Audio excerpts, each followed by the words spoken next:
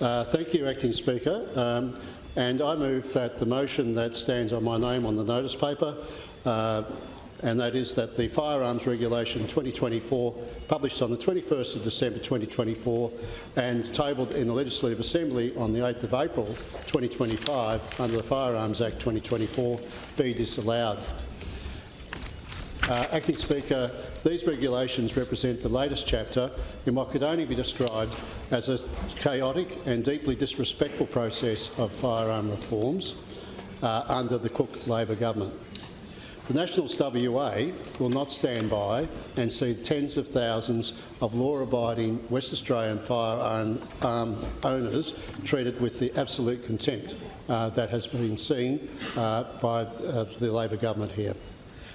I made a commitment to move this particular motion to the people of Western Australia in the election campaign, and I am going to live up to that commitment that I made right across Western Australia, from the Kimberley right down to Albany, from Kalgoorlie across to the West Coast, in communities, in town hall meetings, in discussion forums, right around many, many areas.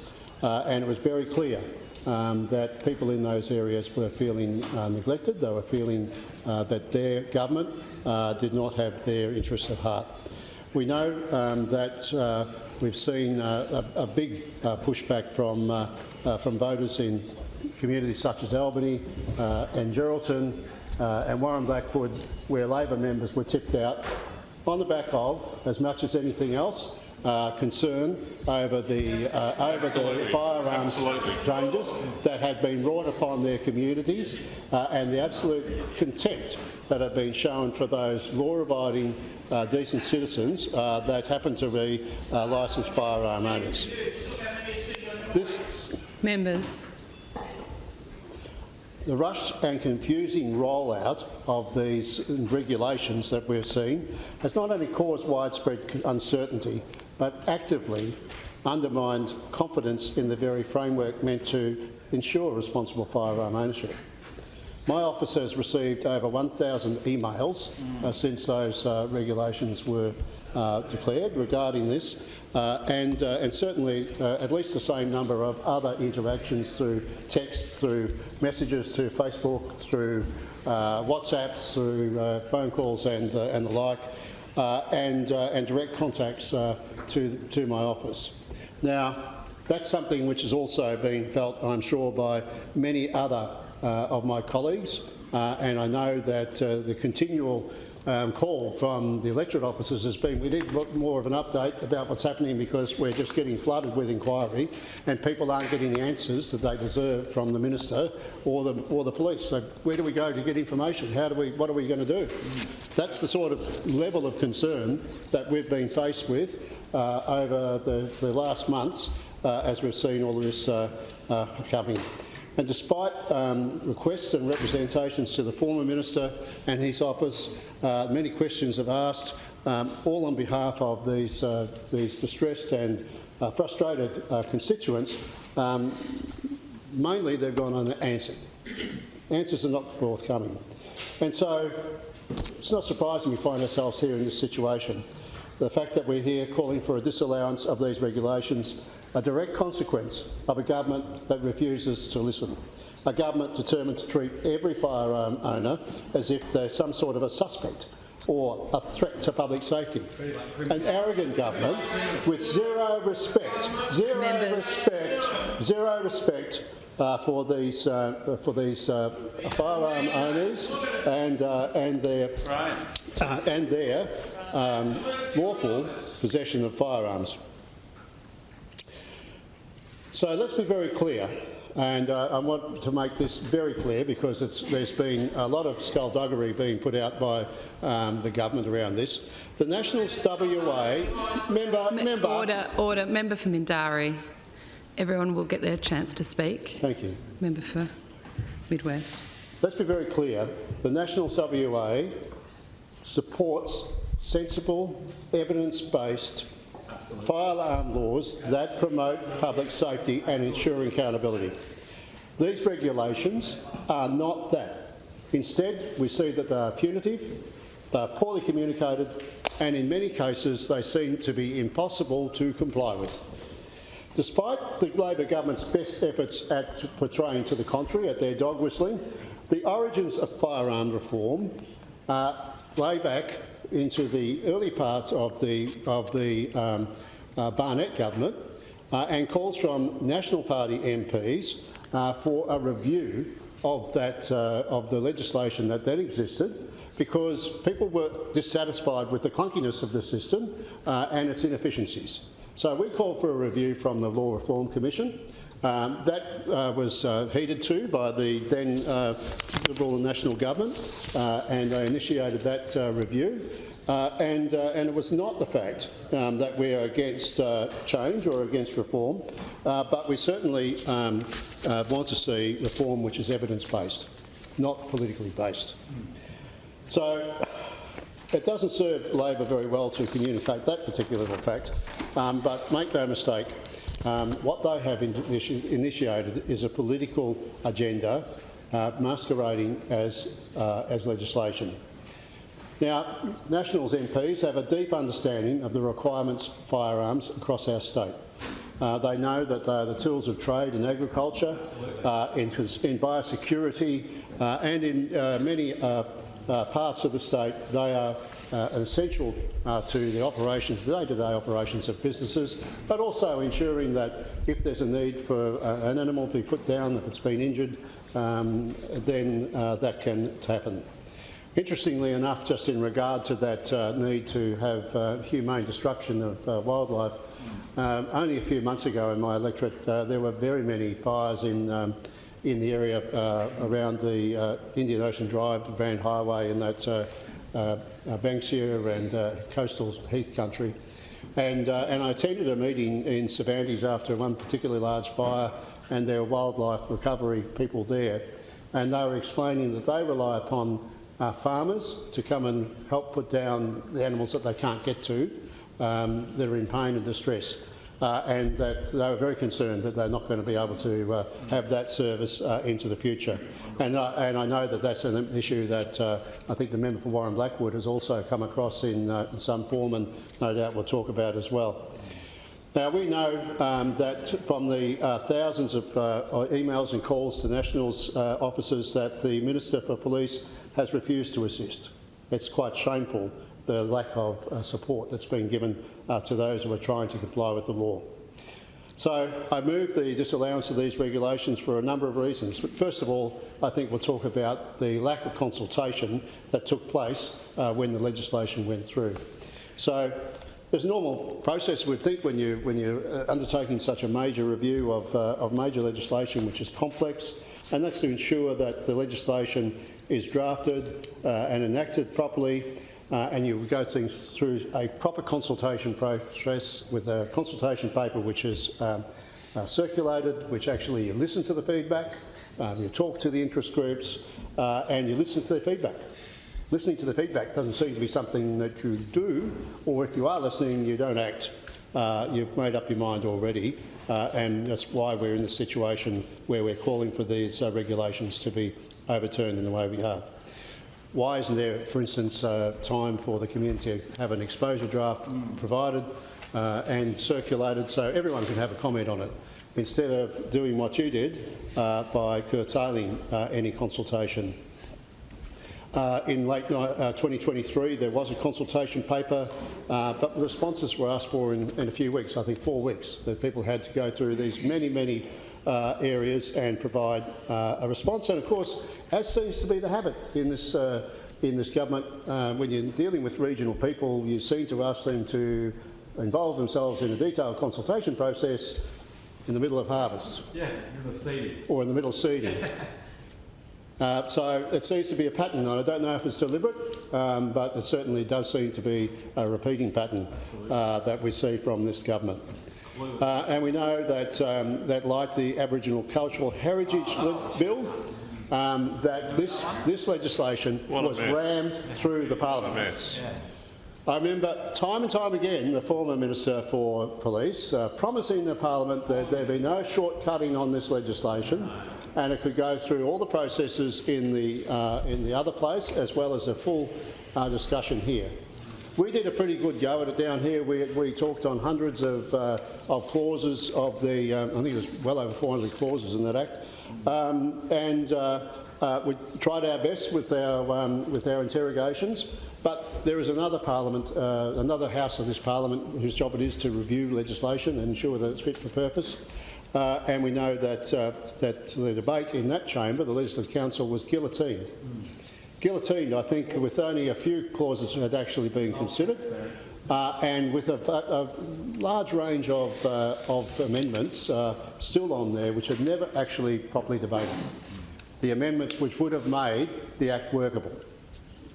The amendments that you refuse to consider. So when people say, oh, you know, you don't support the legislation, yeah, we do support those aspects of the legislation which were in view and in line with what the Law Review Commission said.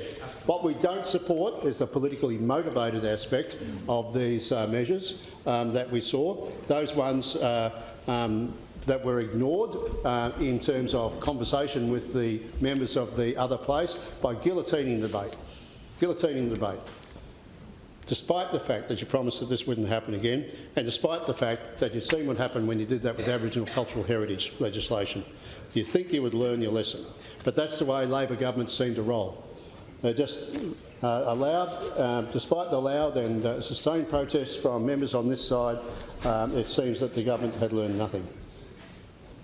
And there's a good reason why you respect those processes, because that's how you avoid having bad legislation, which is what I believe you've ended up doing, and these regulations that also help implement this legislation.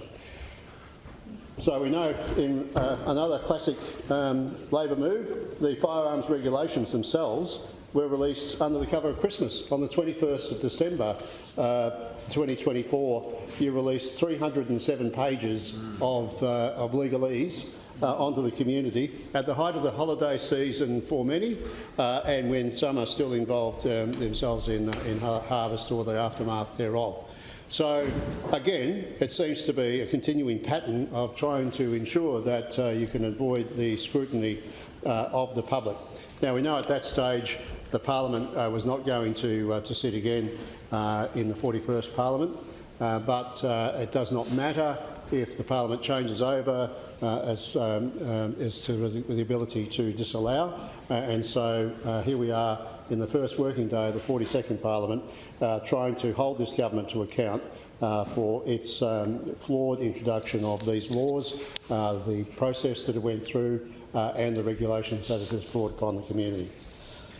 Now, everybody was interested in how this would all work. Weren't really consulted with at all. They were told how it was all going to happen. There was no consultation. And my office has received multiple reports of how impacted groups were told how the legislation would work, and that they would just have to fall in line regardless of the impact. You would think that the whole thing was all set up because at the same time we know that the Minister was losing control of the rising crime situation, especially in regional Western Australia, and had no answers for that. So the only answer he seemed to be able to provide was cracking down on law-abiding citizens who were actually doing nothing wrong. So that was the pretence. We're here protecting the community, but the community want to be protected from people who are hijacking cars and driving them at police. The community want to be protected from people that were walking into shopping centres and just taking what they wanted from the shops and assaulting the workers in there if they were to stand up to them. The community want to be protected from crime, which is by and large not related to firearms and almost never related to licensed firearm holders. That's what the community was clamouring for, and the Minister for Police never was able to provide an answer to that. And as we've heard today in the situation when Member for Geraldton asked about resources, we know that continues into the present. There is still a need to address crime, but not a need to crack down on law-abiding people who are not committing crime. So I wrote to the previous Minister for Police in an effort to get a briefing from him. The Minister spoke about the Leader of the Opposition not getting a briefing from the Minister for Police. Well, maybe he learnt from my experience, because I asked the previous Minister for a briefing and didn't ever get a response from him. No response. I'm getting to that.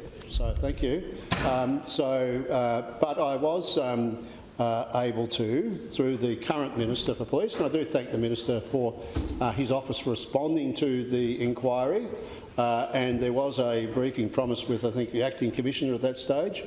Unfortunately, the Acting Commissioner couldn't attend the meeting, so we ended up with the architect of some of this legislation who's involved with it, and another officer and a representative, I think, from the Minister's office. There was a list of questions provided. There were a range of questions which were asked afterwards, and there was a promise that there'd be further information, but of course nothing came. So still no answers for that, and I know other members of the team have also struck similar non-answers. Members, we don't need a chair squad on my left. And we know that's a continuing pattern of this government. But I do recognise the Minister did at least set up that initial briefing where we were given an opportunity to ask some questions. But there are so many questions, Minister, we could have been there for 8 hours asking questions and still had more to ask. There are 312 regulations, 10 schedules and a raft of ever-changing information sheets from WA Police, with firearm owners being expected to keep up to what all this changing information is. It's almost an impossible task for them to digest because of the fact that they're feeling under threat at the same time that they're going to lose their firearms if they don't comply. And I think panic begins to set in and despair that they're not going to be able to get through the hurdles that are put in front of them. The WA Police Transition Team office closes at 3 p.m. 3 o'clock? 3 p.m, Monday to Friday. Jeez.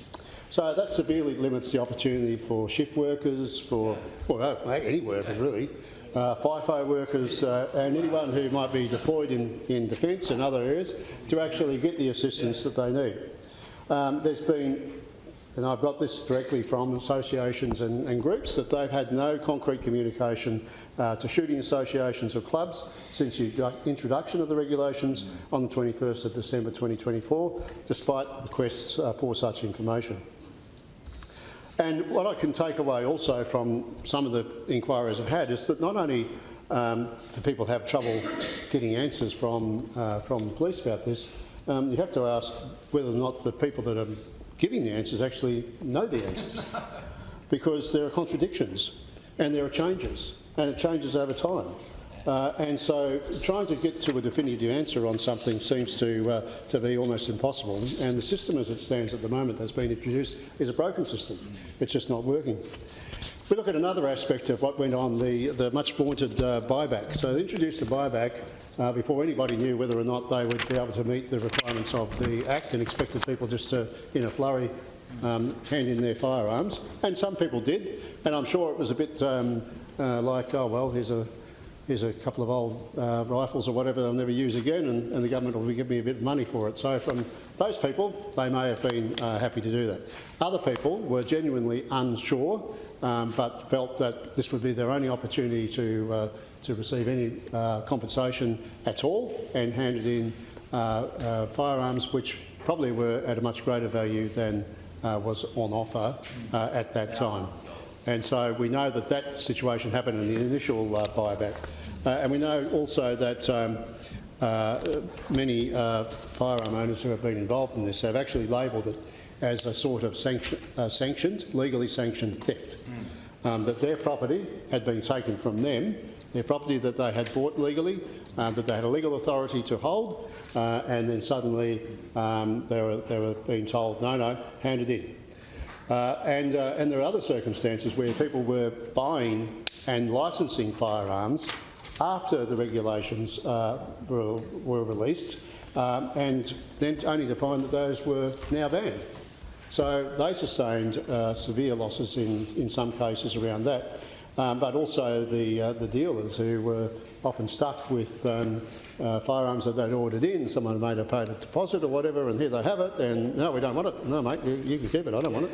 You know, and just another small business. What's that small business to do? I was down in the Member for Albany's patch, and we went to see one retailer there, and estimated he'd lost $50,000 to $60,000 in that week, basically, from this decision. Members, Members, this is not a conversation across the chamber. Members, member for Central Wheat Belt, it's not a conversation across the chamber. So the member for Mid-West. Thank you. So we know that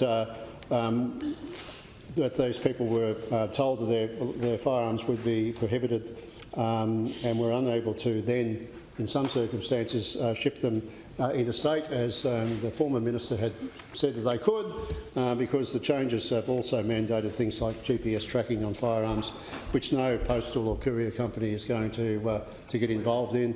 The member for Central Wheat Belt knows this very well. He used to work for Australia Post at one stage, and knows how difficult it is to get a courier to actually put in a place for something like that eventuality. So. This is another example of, I think, a consequence. We were told that the legislation itself would lead to a situation where a company like Australia Post wouldn't have to apply for an authority to actually transport the firearms. Well, that's fine. That was something that we supported actually way back in 2013, 14, 15 when we were talking about it back then. And we thought, well, that's good, but then we see the regulations actually make it impossible. It doesn't work. Doesn't work. Forget it. And that's really why, another example, why these regulations themselves are needing to be taken back to the drawing board, just as the legislation needs to be taken back to the drawing board. We know too, I've spoken about this a little bit, but the enforced use of the mandatory online portal, which simply doesn't function very well at all. West Australian Police Force has initiated this, and unfortunately there are tens of thousands of people who I think are coming into the knowledge that this system is plagued with problems. It's onerous to wade through and can take hours and hours to get anywhere and doesn't function at all at some times. Now, there are long delays for the firearm branch to get back to people who are having difficulties. I myself have attempted to register properties on this portal. Tried to put in calls to the hotline. Call after call after call after call after call. Eventually, I got someone, and it was actually, I've got to say, he was polite and did have no explanation as to why I'd received a particular letter saying I had particular firearms when I'd never had a licence for them. So this is, this is the sort of thing that's going on. Not only didn't have a licence for them, obviously I never possessed them. Member for Central Wheat Belt, this is not a conversation in your party room. So, there we are. Members. Sorry. Members. Seriously. Yes, seriously. Okay, all right, members, please stop. Members, I will start calling people. Members, I'm on my feet. I am on my feet, members. I will start calling people to order. Member for Central Wheat Belt has the call. Sorry, member for Mid-West, I should say. My apologies. Has the call. I thought that was rather the problem. Yes, well, this is the distraction. So let's continue with your speech, please. Anyway, so where we are, we're talking here about the portal now. The Minister may know the answer to this question, but I wonder how many login support tokens have been issued by the Firearms portal login support. There's no point knowing how many are being resolved because the support team will just, without resolving the token, they'll tell people that they're going to clear the token because there's nothing else they can do. So this is a measure perhaps of the amount of confusion that's going on, but I'd love to know how many of those tokens have actually been introduced. Here's a quote here in one circumstance. There seems to be an issue with our system that we're working to resolve at the moment. I will resolve the token for now and you will receive a notification email. Please disregard it and try again once we contact you to try it once more when the issue is fixed. Sorry for the inconvenience and thank you for your patience. There is nothing you will be able to do until we have fixed this on our end. So obviously this is not being well prepared. This system doesn't work. People are under time constraints and they're running out of time, and it simply doesn't seem to work.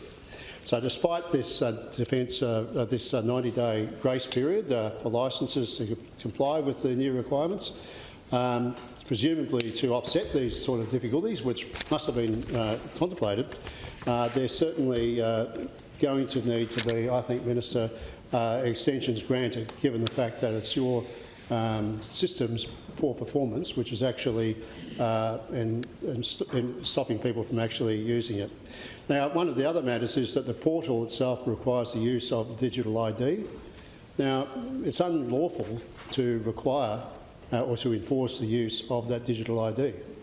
It's something which is been very clear from the start that it's not enforced that you must have it, and you must be able to access by alternative means. And I'm yet to find someone who's actually successfully accessed service by an alternative means in this case.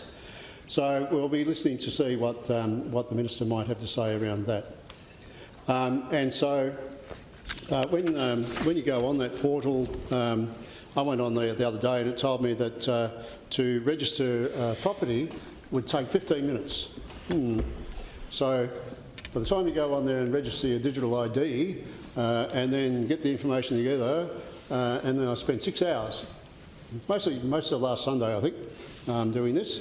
And then at the end of it, it said, we have a situation, I think words were something, we have a situation that cannot be resolved, you will need to contact the Firearms branch. So I'm still going to have to get back on that hotline and give them a call to find out what the issue is with the application.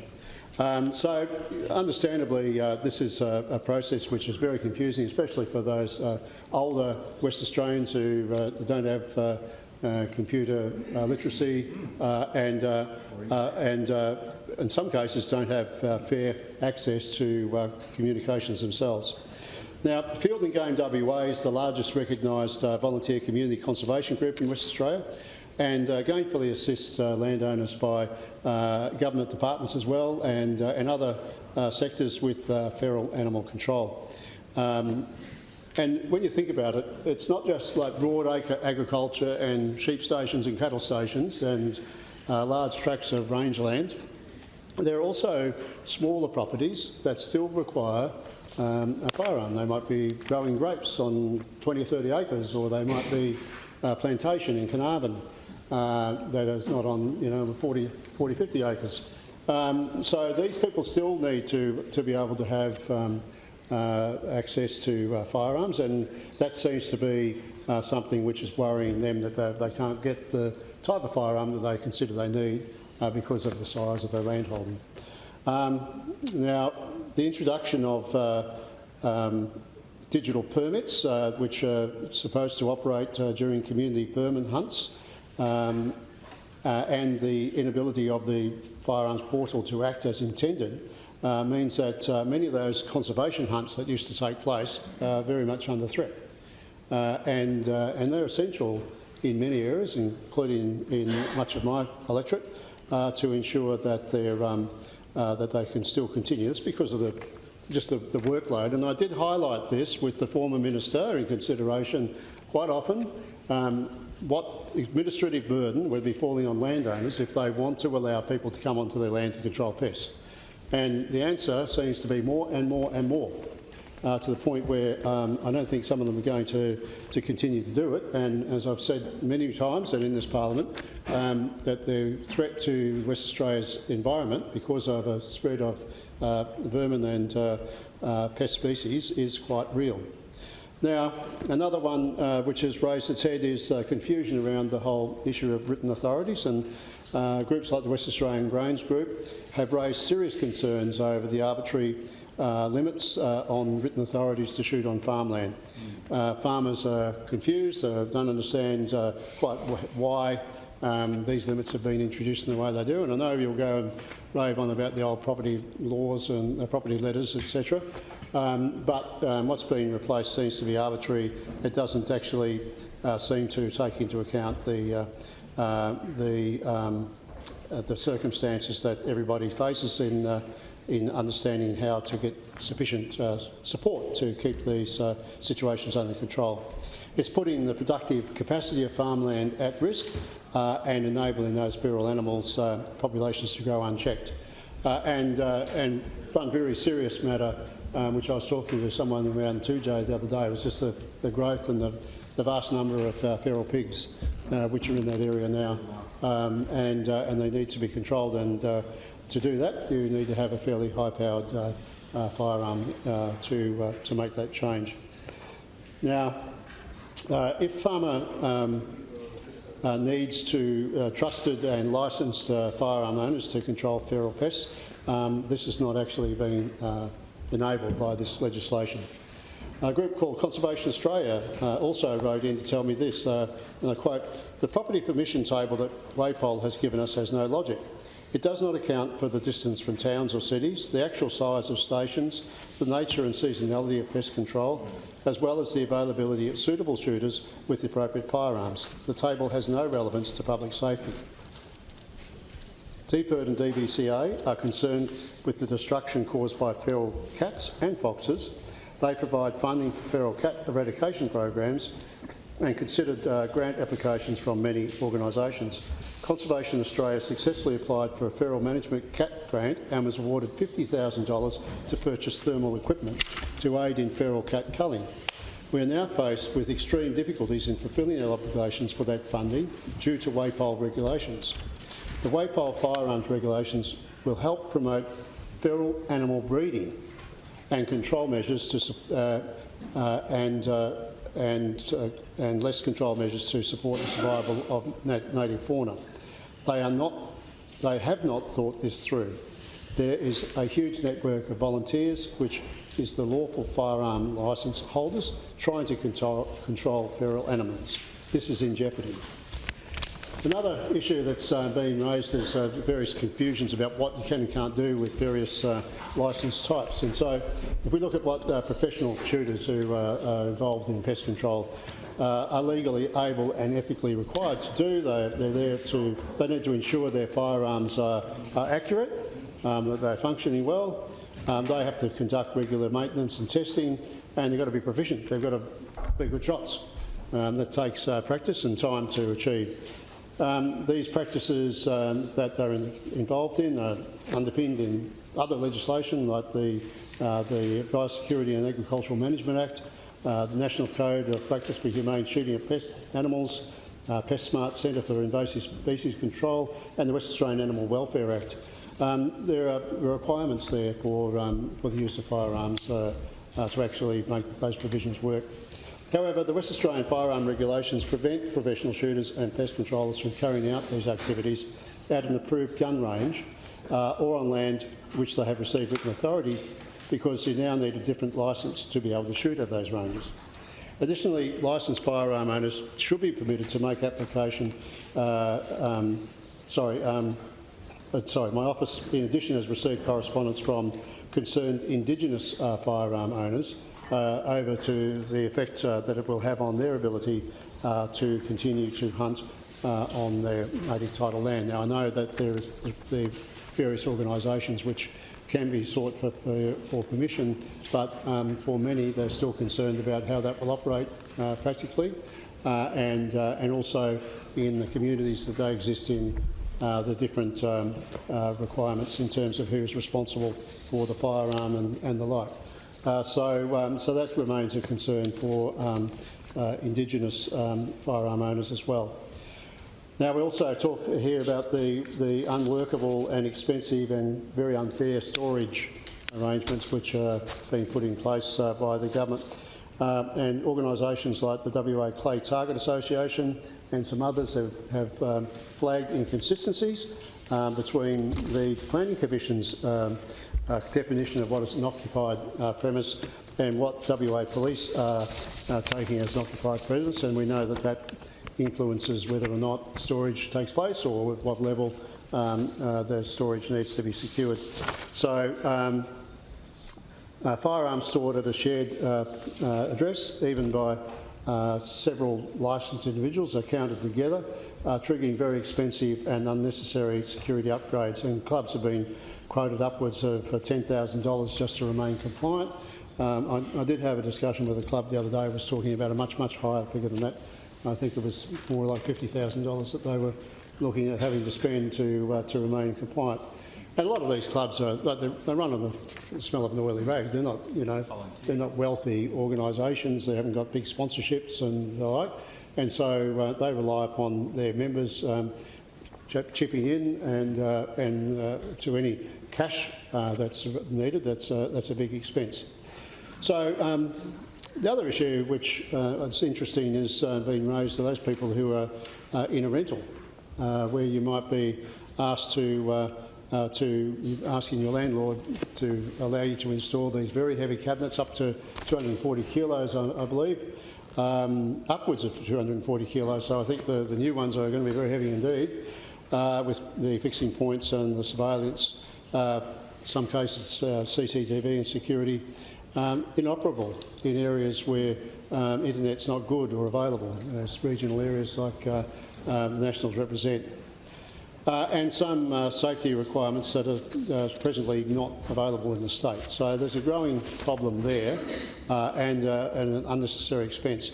Another issue has been that we've seen, I think, a concerted attempt by police to ensure that law-abiding citizens have less opportunity to use their firearms at a range by introducing new requirements for those range licences.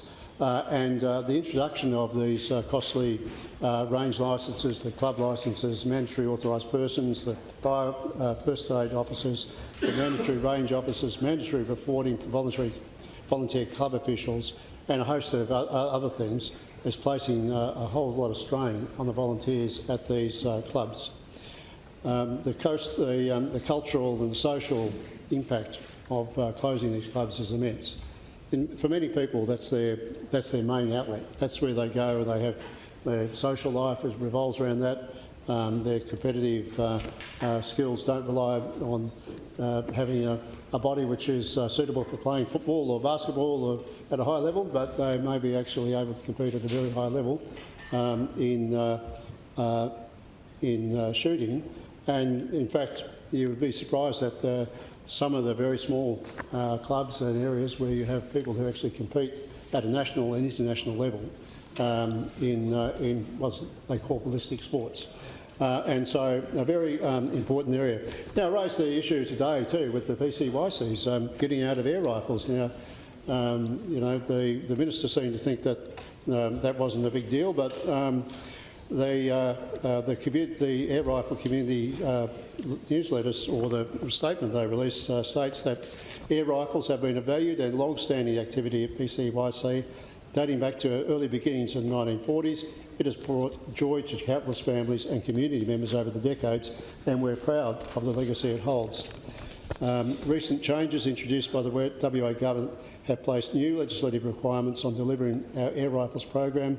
While we've already implemented measures to comply with restrictions around participation for children under 13, we are now facing further regulations related to parental supervision and complex reporting obligations.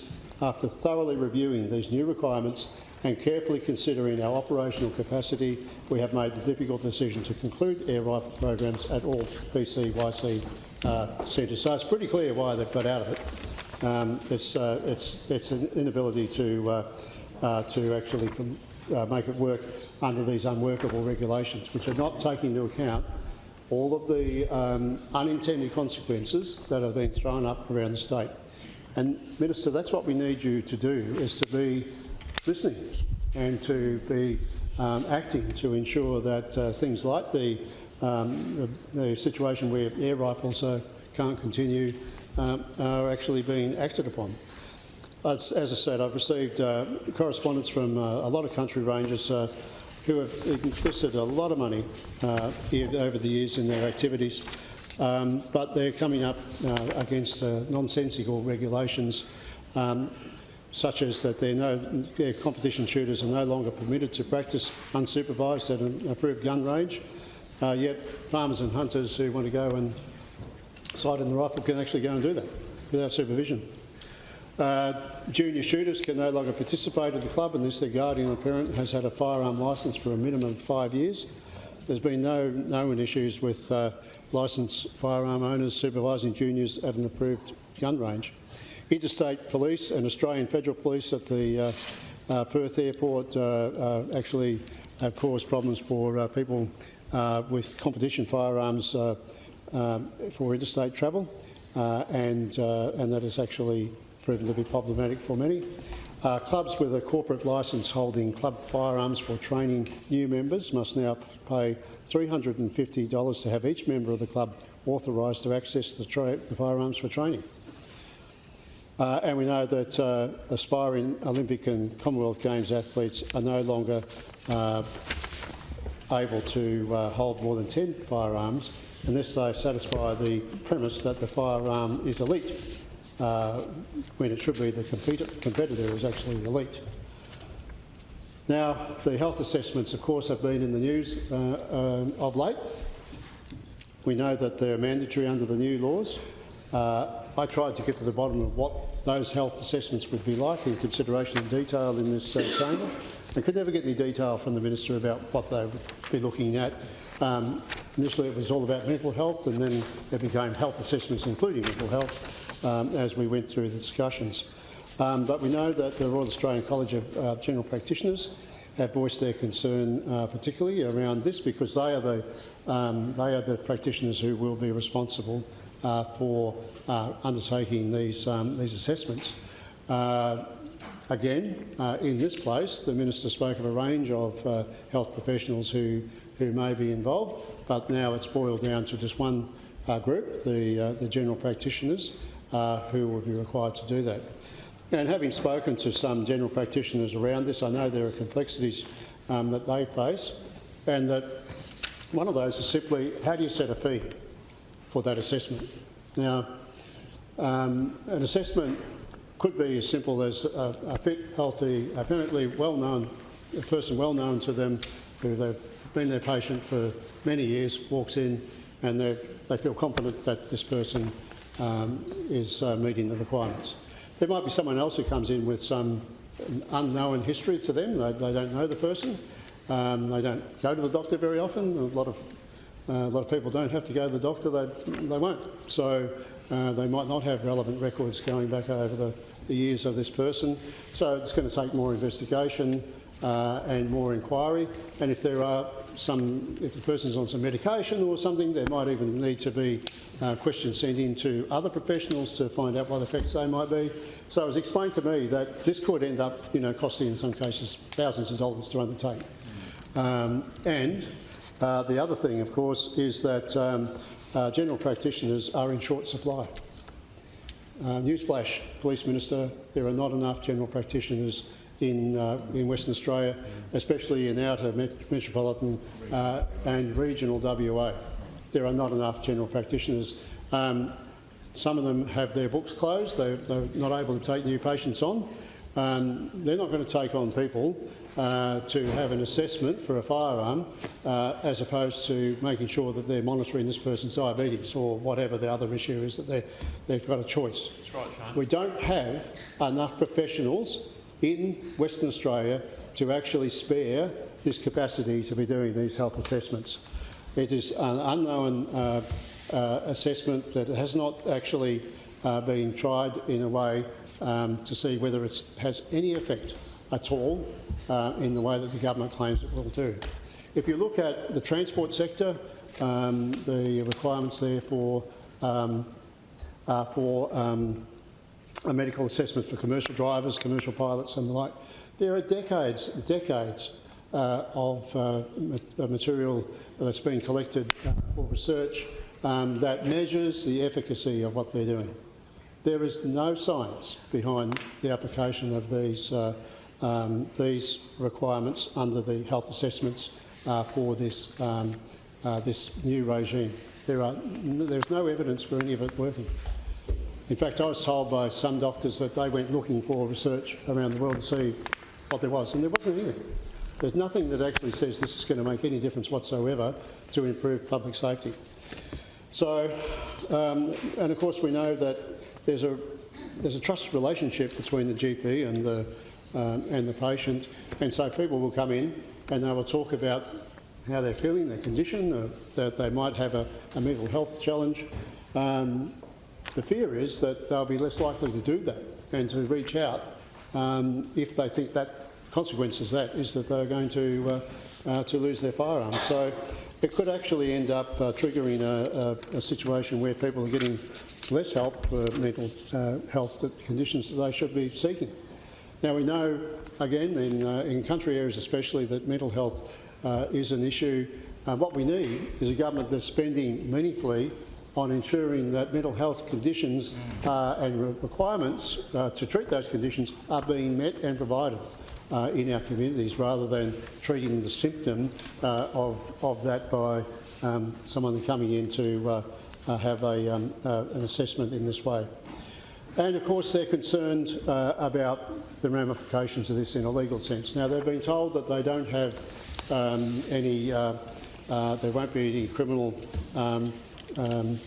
consequences or civil consequences to their assessment if, in fact, there was an incident or it was proven that the person was not fit to hold a firearm.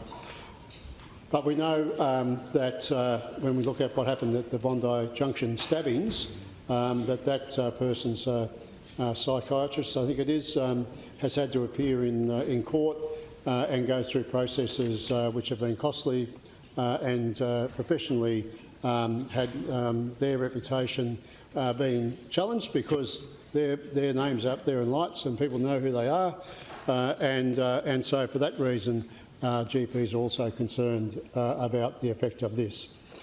So those concerns are not minor. These are really, really serious concerns. They go to the heart of what this government has done and why this government has, I think, erred, and why it needs to rethink. Please rethink. Please don't just think this is some bunch of rednecks who are country hicks who are not appreciative of the need for there to be public safety. We want you to reconsider and to rethink. So I'll just quote something I read again in the Sunday Times, pretty instructive, the Sunday Times sometimes. So good paper. And a great journalist, Ben Harvey, and he wrote, Roger Cook was probably hoping the Aboriginal Cultural Heritage Act would be the most dysfunctional legislation he would have to deal with as Premier. Roger's discovering that the 2024 Firearms Act is even bigger public policy turd. This is actually making the Sunday Times now, Minister, that you are in a situation that you know that you've got a public policy turd here and you have to deal with it. You need to have to deal with it. 29,000 signatures on a petition, you backflipped on the Cultural Heritage Act. 30,000 here wouldn't even rouse you to reopen consultation in the Firearms Act. What is it about Labor that they won't listen to the constituents of Western Australia? Why do you actually victimise individual elements of our society, pick one off the other? One mob was the landowners, the contractors and the miners and the local governments. Yeah, they're right, we'll have a go at them with Aboriginal cultural heritage stuff.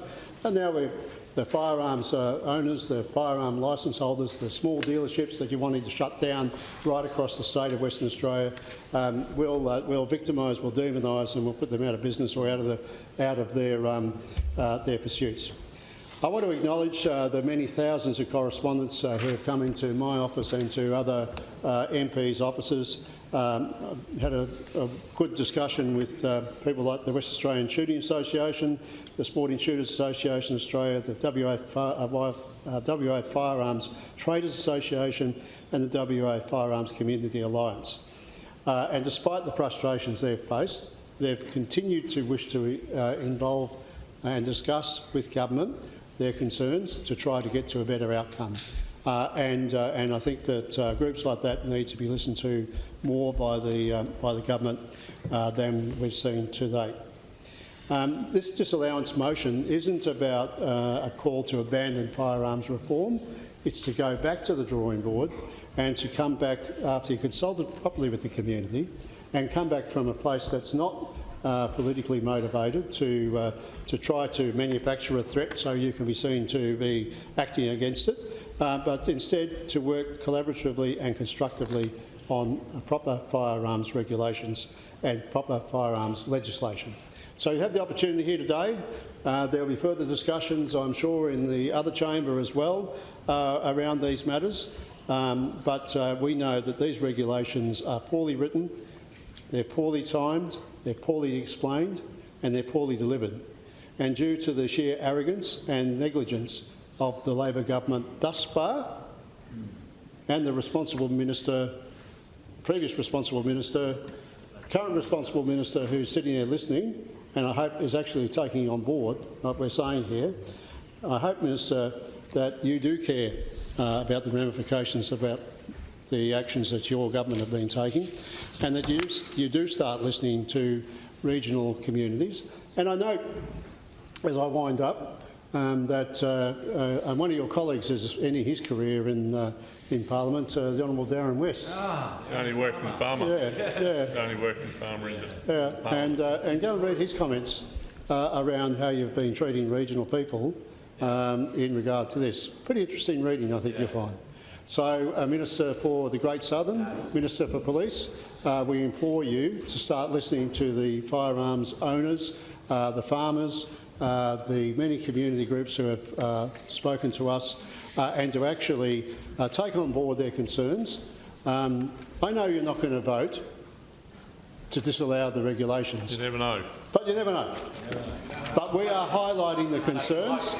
We are highlighting the concerns and we are going to make sure that the people of Western Australia know that you have been told of their concerns and if you do not act, we'll be telling them about your inaction. Acting Speaker. Member for Kalamunda, you have the call. Thank you. Thank you, Acting Speaker. Let me begin by acknowledging the anniversary this week of the tragic death of Jennifer and Gretel Pateljas.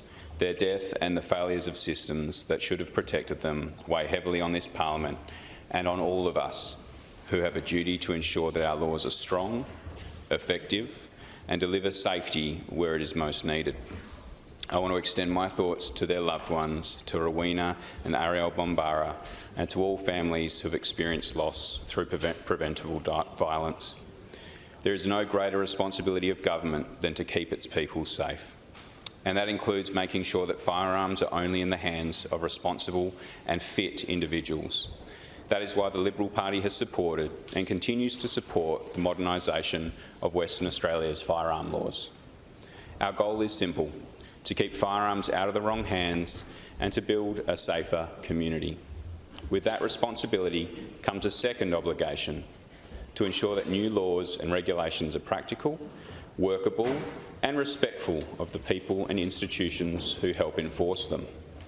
The regulatory framework introduced under the Firearms Act 2024 has created a number of real and serious concerns, and those concerns deserve a measured, considered response.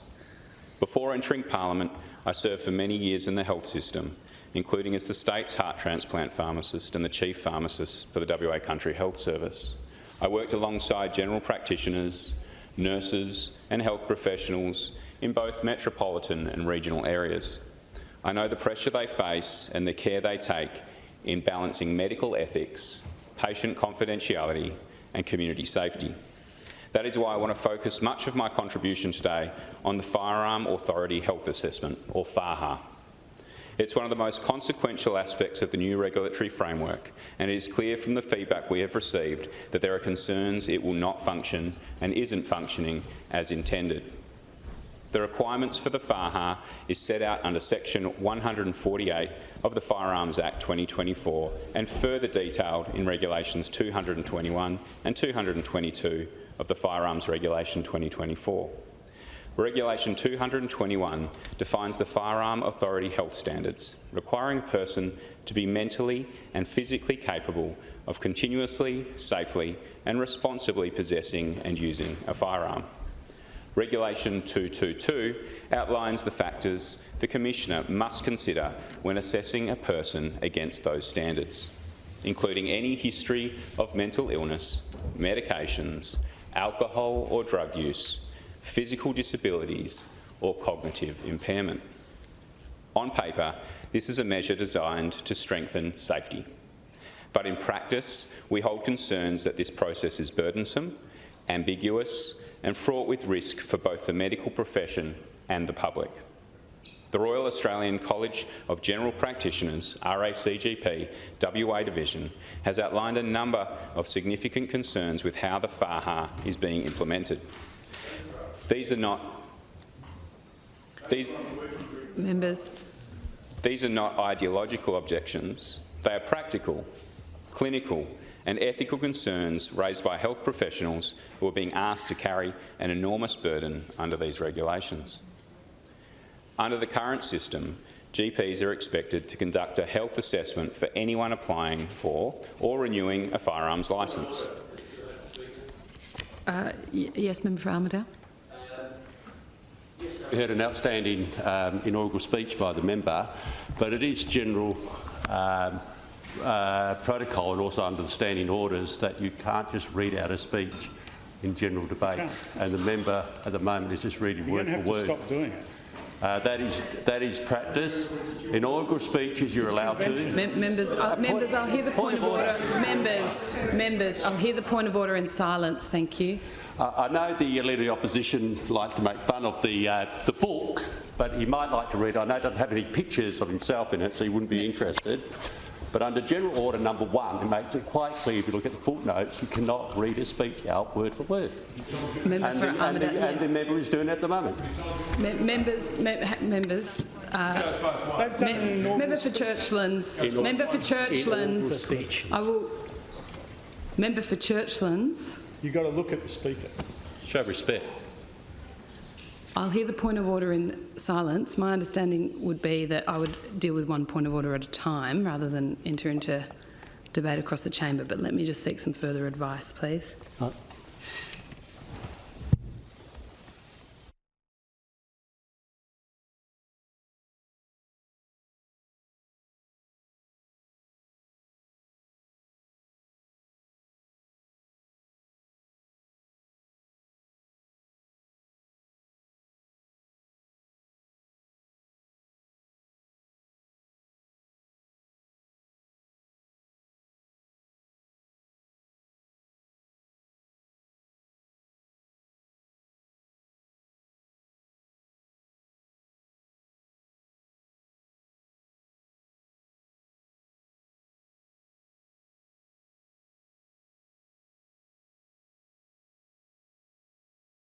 All right, members, the conversation across the chamber. After seeking advice from the clerk, I'm going to rule that there's always been a convention in this place that whilst it is in the rules, yes, I have read that rule, Member for Armidale, and it is a rule, and I would encourage those on my left to read the rules in detail, including the footnotes, because they will give you a better sense of how this place operates. But there is a convention in this place, particularly for new members who may be speaking for, the first, second, third time, that they may speak from notes and they may quote from notes. So I'm not going to uphold that point of order at this point in time in that way. Yes, Member for Armidale? Yes, of course you can use notes and speak from notes, but you can definitely not. Is it rule number 1? Member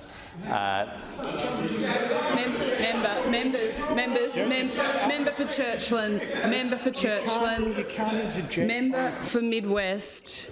Can I hear the member for Armidale's point of order, please? Acting Speaker, it's rule number 1. It quite clearly states that members cannot read out speeches, except obviously a minister who's reading out from in regards to a bill. And obviously there's leeway when you do an inaugural speech. Obviously you can read. Obviously you can refer to notes. You can even read paragraphs. But at the moment, the member for Kalamata, who I have great respect for and who I think is incredibly capable, is reading word for word a speech. And that is not allowed under the rules. It's not a convention, it's actually a rule. Member for Armidale, I understand your point and your argument. There is a rule around not reading speeches in the standing orders. However, given how we have operated in the practice based on advice that I've received from the clerk, I'm not going to... Member for Churchlands, I can call you to order if you'd like.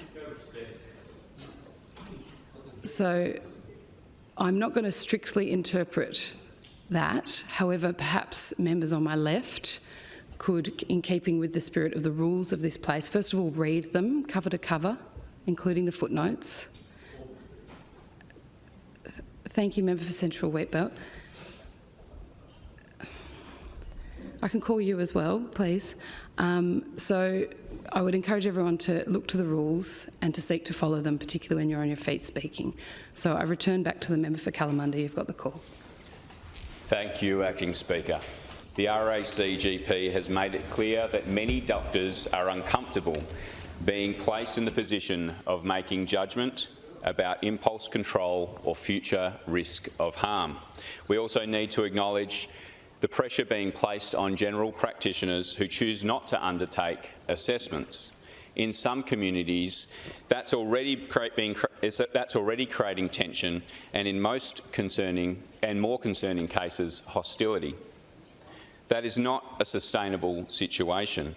It risks undermining the safety and well-being of health professionals, particularly in small practices and rural towns, where personal and professional boundaries are already difficult to manage. And we need to be honest about the reality of what we're asking of them. Picture the GP with a patient sitting in front of them, someone they've maybe treated for years, someone that they've played bowls with every Friday night for that time. What are they meant to do? The minister can say that the doctor isn't making the final licensing decision, but in that moment, the decision they make feels incredibly important to the doctor and to the patient. Doctors are expected to assess physical and mental health history and make a judgment about whether a person meets the standards under Regulation 221. However, unlike with driving and aeronautical assessments, there is no accompanying evidence framework for how to conduct that assessment. There is no clear definition of what constitutes a disqualifying condition, no thresholds, no training and no resources, just a form and a high-stakes judgment call. And there is no framework for consistent, fair or transparent outcomes across the system. And yet, under Regulation 222, the Commissioner must take into the account the information provided by a medical practitioner when deciding whether a person meets health standards, effectively giving doctors a critical role in determining someone's suitability to hold a firearm authority. Health professionals are also concerned about the legal implications of these assessments. Now, the Act provides some legal protection for health practitioners acting in good faith, but many GPs remain unsure about how those protections will extend. The RACGP has called for more clarity, and rightly so. Even more troubling is the impact this process may have on patient behaviour. The RACGP has warned that mandatory assessments of this kind could discourage individuals from seeking help for mental health concerns. And when a GP does determine that a referral to a specialist, such as a psychiatrist or geriatrician or psychologist, is clinically required, that brings challenges too. Wait times for these services can be lengthy, especially in regional areas, and the added costs fall entirely on the applicant. For many, that makes the process not just uncertain, but potentially financially out of reach. Now, Deputy Speaker, I remind this place that this is not proposed regulation. This is active in our community right now. That is not a hypothetical risk. We have heard of cases where people have avoided counselling, grief support, or even general health checkups because they fear the consequences on their firearms licence. We cannot allow a regulatory regime to create a barrier to care. This is particularly sensitive, in rural and regional communities. In small towns where there may only be one GP, the relationship between a doctor and their patient is deeply personal and often built on trust. Think for a second of an old farmer, someone who already finds it difficult enough to make the trip to town, down to the clinic for a health checkup, let alone to talk about their mental health. It's only because of the trust built with their doctor, often over decades, that they might feel safe enough to have that conversation at all. What do these regulations do to that trust? What message does it send when every appointment risks becoming a licensing assessment? Of course, people are going to turn away, and when they do, it's not just the health that suffers, it's the very system we rely on to keep communities safe. In other areas, aviation, driving, even recreational... Minister. Point of order. I can't hear. I'm sitting right behind the member for Kalamunda. I can't hear for the former Minister for Police's loud speaking in his chair. Right, so I want to uphold the point of order. Thank you. Member for Kalamunda. Thank you, Deputy Speaker. In other areas, aviation, driving and even recreational diving, we have well-developed, evidence-based medical assessment standards. The firearms regulations provide nothing comparable. No thresholds, no objective criteria, just a broad obligation to assess fitness with serious implications for both the patients and public safety. The RACGP has not opposed the concept of firearm health assessments. What they have asked for is reasonable. They have asked for clear evidence-based health standards and guidelines, recognition that GP assessments should be advisory, not determinative, the ability to refer patients to appropriate specialists such as psychiatrists or geriatricians where appropriate, potentially the formation of a support line for GPs with questions regarding the FAHA, and above all, assurance that patient confidentiality and the therapeutic relationship will be respected. These requests are not obstacles to reform. They are the building blocks of sound, evidence-based regulation. In the absence of binding standards or support, these requests should be seen not as resistance, but as a call for safe and responsible implementation. I also want to address concerns around pest control and the euthanasia of animals, particularly those raised by landowners, primary producers and of wildlife carers. Under Regulations 76 to 81, professional shooters who euthanize animals are subject to detailed business licence requirements. Regulation 76 defines euthanasia as part of a professional shooting service, while Regulation 81 requires meticulous record keeping for each activity, including the property address, the reason for shooting and details about the client. These are onerous requirements. They may be appropriate for formal commercial operations, but we have heard from regional stakeholders, animal welfare volunteers and industry bodies who say they can no longer respond quickly to injured livestock or native wildlife. I've worked on farms with my parents and grandparents. I've seen firsthand the realities of livestock management, and that includes at times the deeply unpleasant but necessary act of euthanizing an animal using a firearm. It is never a task taken lightly. It is an absolute last resort, used only when an animal is suffering, and the most humane outcome is a quick and dignified end. The expectation that a licensee must record the information of euthanizing an animal for a period of 5 years, including the address and shooting where it occurred, is simply an overreach. Let me be clear, that level of red tape might suit a bureaucrat in West Perth, but it bears no resemblance to the realities of regional or pastoral life. If a kangaroo is hit by a car on a country road and a trained volunteer or local landowner steps in to humanely end its suffering, they could technically be breaching the law if they haven't logged the activity and recorded the details of the customer. That's not public safety, that's highly unnecessary bureaucracy. Likewise, wildlife carers who work with authorities to ease the suffering of native animals deserve support, not fear of legal risk. This is a core animal welfare issue. Primary producers and regional communities are desperate for a resolution in this space, not because of politics or paperwork, but because it's the decent, moral, ethical thing to do. These are people acting out of compassion, duty and care. The current regulations don't recognise that. They constrain it. And finally, I want to acknowledge the feedback. from our frontline police officers. Police have outlined the increased administrative burden created by this new framework. Officers are being drawn away from core duties to manage firearms compliance, with some concerns regarding the access to proper systems or clarity around certain processes.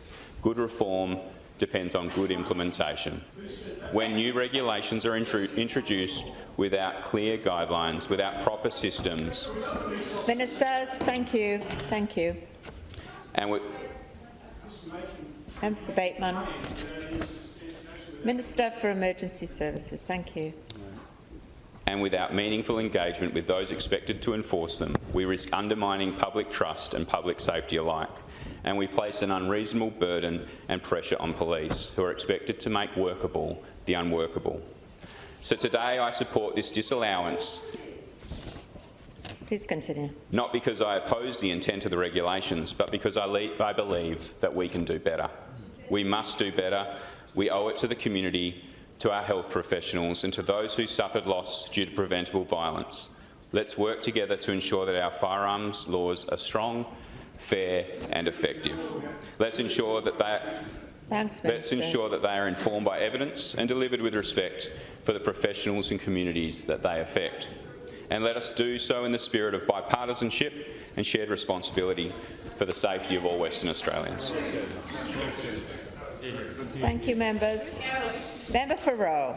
Thank you, Deputy Speaker, and I too rise to support the motion from the Leader of the National Party and thank him for his contribution outlining many good points. And I just want to start out by saying in some respects I actually have some empathy for the current Police Minister because he's been landed with this bill, with his new portfolio handed on from the previous Police Minister, who he did a lot of work, but unfortunately the wrong sort of work.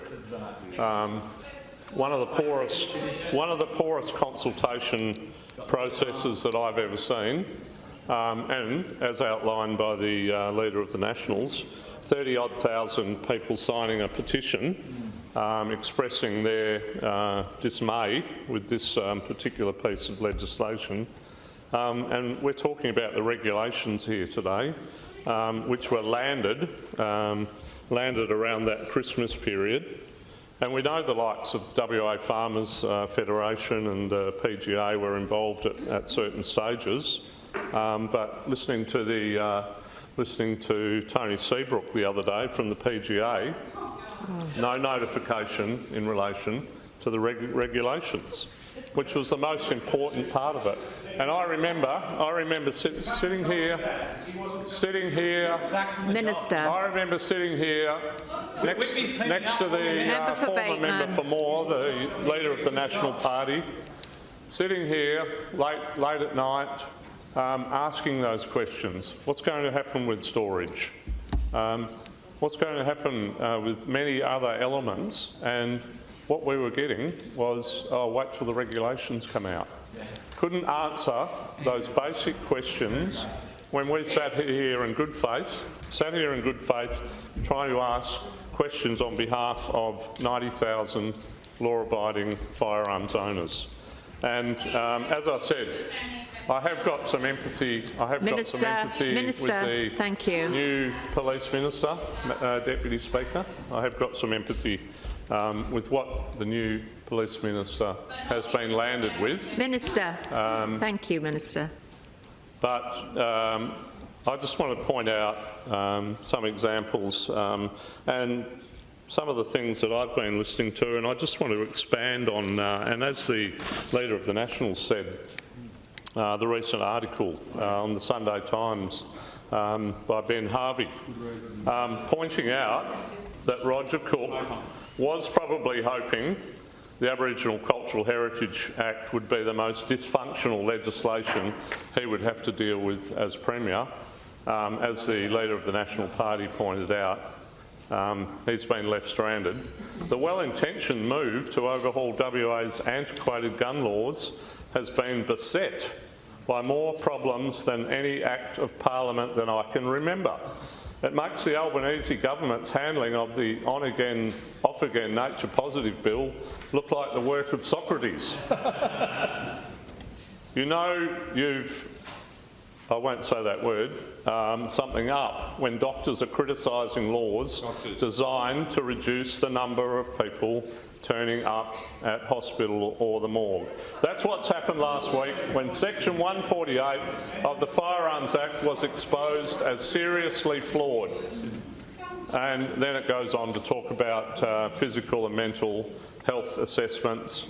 And the cops gave WA medicos a not at all easy to read guide on how to assess the people in front of them. Then, of course, as I flicked on, member for Churchlands, Minister for Emergency Services, please refrain. I did see this cartoon which you'd be interested on in relation to Roger and Rita going for a spin, a bit more smoke and spin, and I reckon we'll get it over the line just in relation to the Burswood motor track. But as I said, Deputy Speaker. As I said, Deputy Speaker, and I did hear the Honourable Steve Thomas. All right, thank you. Sit down. Minister, I'm on my feet. Now, I know that this is a new Parliament and I've given you a little bit of a latitude, but, you know, we can't continue like this. This is debate, so please refrain from interjecting. Please continue. I will call you to order. Thank you. Thank you, Deputy Speaker. What a mess! What a mess! And we heard. Member for Bateman, I am warning you. Member for Bateman, I'm calling you to order. Thank you. Thank you for your protection, Deputy Speaker. As I said, the Honourable Steve Thomas on ABC radio this morning talking about, it's a very simple form, the one-pager for our GPs. But of course, there's 17 pages of explanatory memorandum to go with that one-pager that the GPs have to fill out. And we've heard the examples. We've heard the examples from the member for Kalamunda, the Leader of the Nationals, in relation to GPs. And I think this is a really important element that the Minister for Police needs to take into account with these regulations. And there is a real concern from our GPs right around the state. I received another email today from a GP who gave... Member for Belmont, thank you. Who gave some disturbing statistics in relation to... Member for Bateman, member for Belmont, thank you, please. I'm warning you, member for Belmont, thank you. Please just continue. And maybe if you didn't bait so much, they wouldn't bite so much. I'm just trying to point out some of the issues that my constituents and GPs that have been contacting me, Deputy Speaker, are worried about. And many firearm owners. But going back to GPs in our small communities, Minister for Police, I just want to put yourself in the situation where, let's say, and I heard you speak yesterday about working in your constituency, about almost being a doctor at different times, Dr Whitby. And if we play, let's say you're in my community, you're my GP, we play tennis on a Wednesday night, the concerns that you might have dealing, if you know that there's some sort of medication, etc., these are the concerns that local GPs have when dealing with their patients. They're concerned, as the Leader of the National Party pointed out, in relation to the Bondi Junction scenario, where 5 years later something comes back. So these are the concerns that the GPs have. And these are the concerns pointed out in relation to 80% of GPs being worried about that element. And I heard on the ABC the other day, there was a Dr Taylor from Geraldton rang in and said he wasn't comfortable, firstly, with what the paperwork was dealing with, but he also wasn't comfortable with other GPs transferred their clients onto him. He wasn't familiar with the history of that patient. So that was his concern. Pointed it out on ABC Radio. Dr Michael Livingston. Minister. I'm not taking interjections, thanks, Deputy Speaker. Thank you. Minister, please. That was a concern to Dr Michael Livingston as well, who pointed it out in his phone call into the ABC as well. And as I said, had an email from a GP earlier on today asking to reconsider the proposal for mandatory health assessments as part of firearms licence issue and renewal, most particularly as there is not currently the required medical staff or systems available to complete these. And there's much information here in relation to stats, how many appointments are required and the like. But in short, this proposed legislation change alone could increase the wait times to see GPs in regional and remote Western Australia areas by in excess of 1 full day extra waiting time per GP per year, thus reducing community care and placing extra burden on already stretched emergency departments. Additionally, if these assessments are indeed to be likened to pilots' licensed medical assessments, it should be noted that the average general practitioner does not complete pilot licensed medical assessments due to additional training requirements, and so on and so forth. So that's the concern in relation to the medical scenario, and the Royal Australian College of GPs have well and truly pointed that out. Now, Deputy Speaker, we had information the other day from a survey which was completed just over 1 day, a total of 1,313 responses, just in relation to some of the issues that our constituents, our law-abiding firearms owners, are putting out there in relation to their worries. And the respondents were 50% regional and 50% metro. 65% of the respondents were dissatisfied with the portal. 65% were also dissatisfied with the licensing hotline or transitional team. 95% said the resources provided by the state were not useful in assisting them. 85% had other issues they wanted to discuss. And some of the examples that we've got here, from the Firearms portal login support, all your information that has been inputted is correct. However, there seems to be an issue with our system that we are working to fix now. Unfortunately, we do not have an expected time frame on when this issue will be resolved. Another one, I've been trying to log in to the new Firearms portal for 3 weeks now, multiple emails and phone calls to the portal team, and still no luck. Apparently there is a bug in the system. It's clearly not up to the task. So these are the issues that we are seeing from our constituents who are trying to contact the portal. They're trying to do the right thing.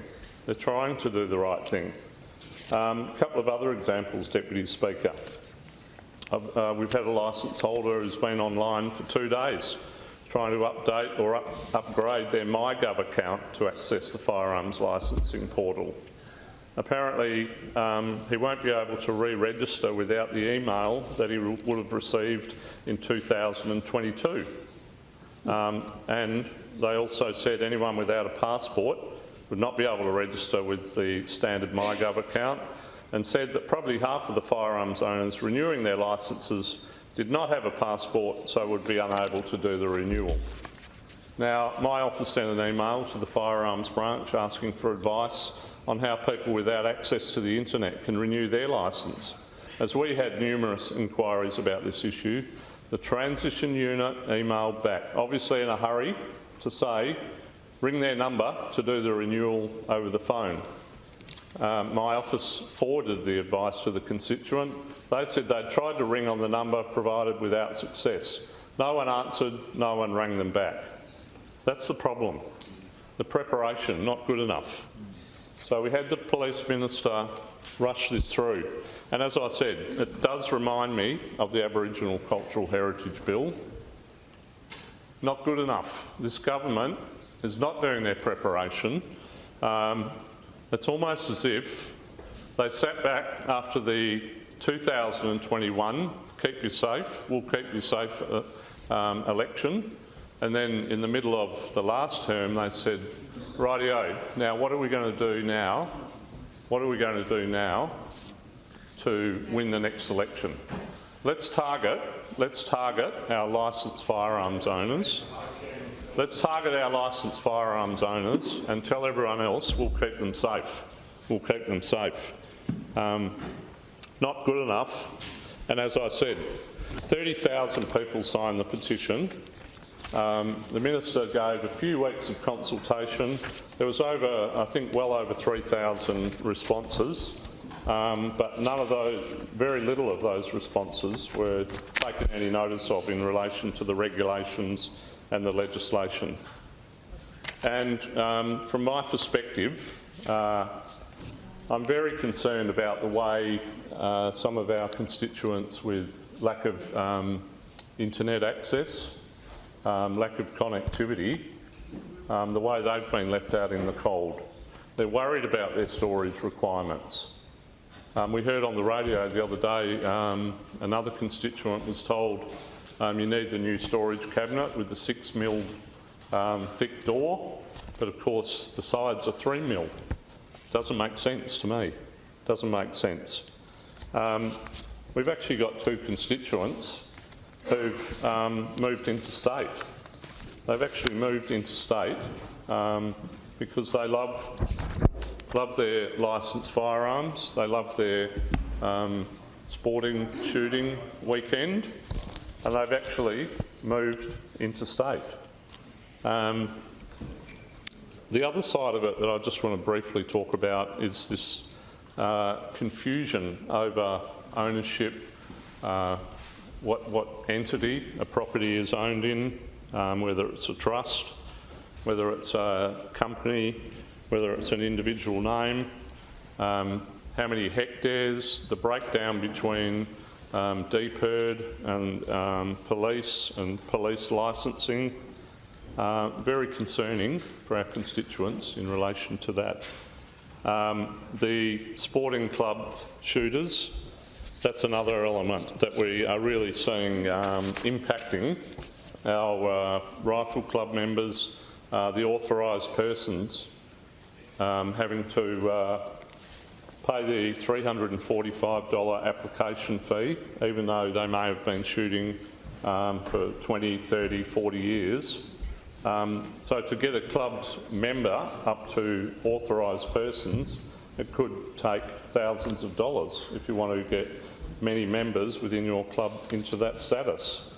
And of course the Leader of the Nationals mentioned today, PCYC, good training, air rifle training, 13 clubs around the state, that's no longer valid either.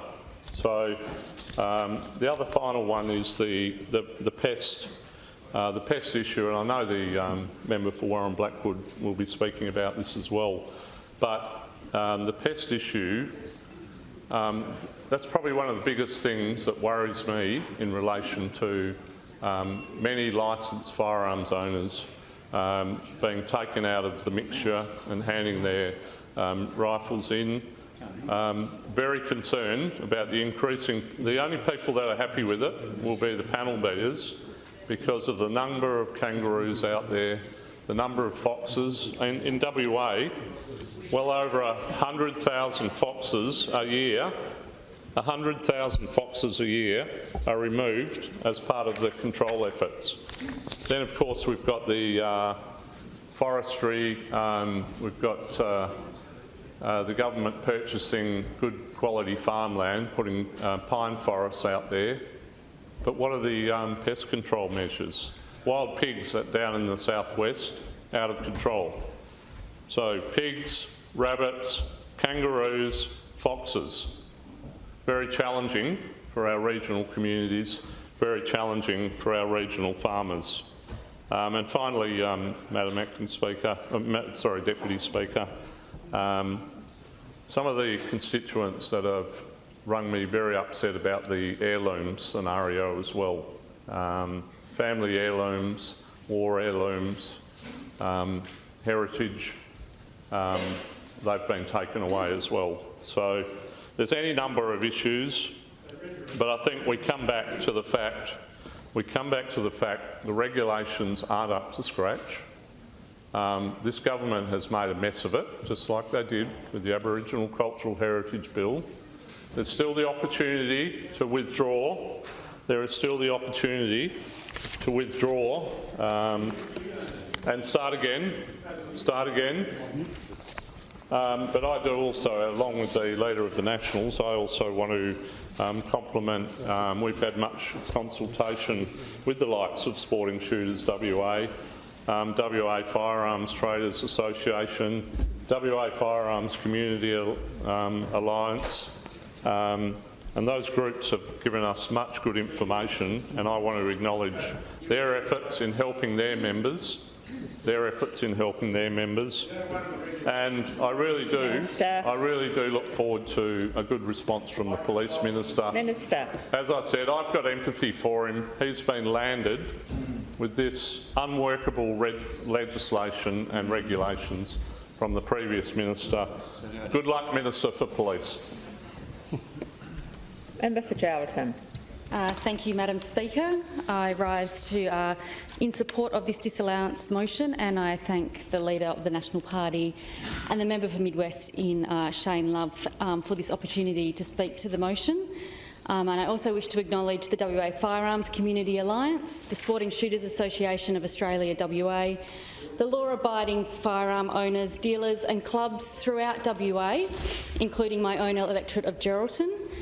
And I also, likewise, like the member of Roe, I empathise with the current Minister for Police, the member for Baldivis. You have a mess and a bit of a headache to clean up over here from the constituents I've heard from, and I will give some examples of this. I offer that empathy. I am one of those people that sometimes feel these things, as well as others in this chamber. So I want to put on the record, we don't oppose, and I don't oppose, the National Party does not oppose reforms. No, we don't. We have...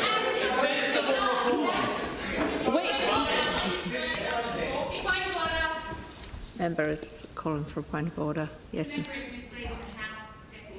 There's no point of order. I decide that, not you.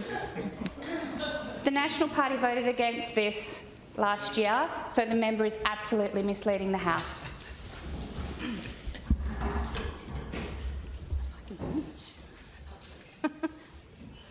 The start of my sentence.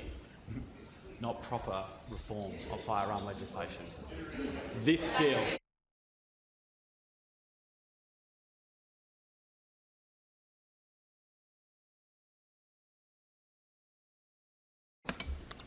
It's no point of order. It's a serious accusation to say that a member is misleading the House, and it can only be done by a motion.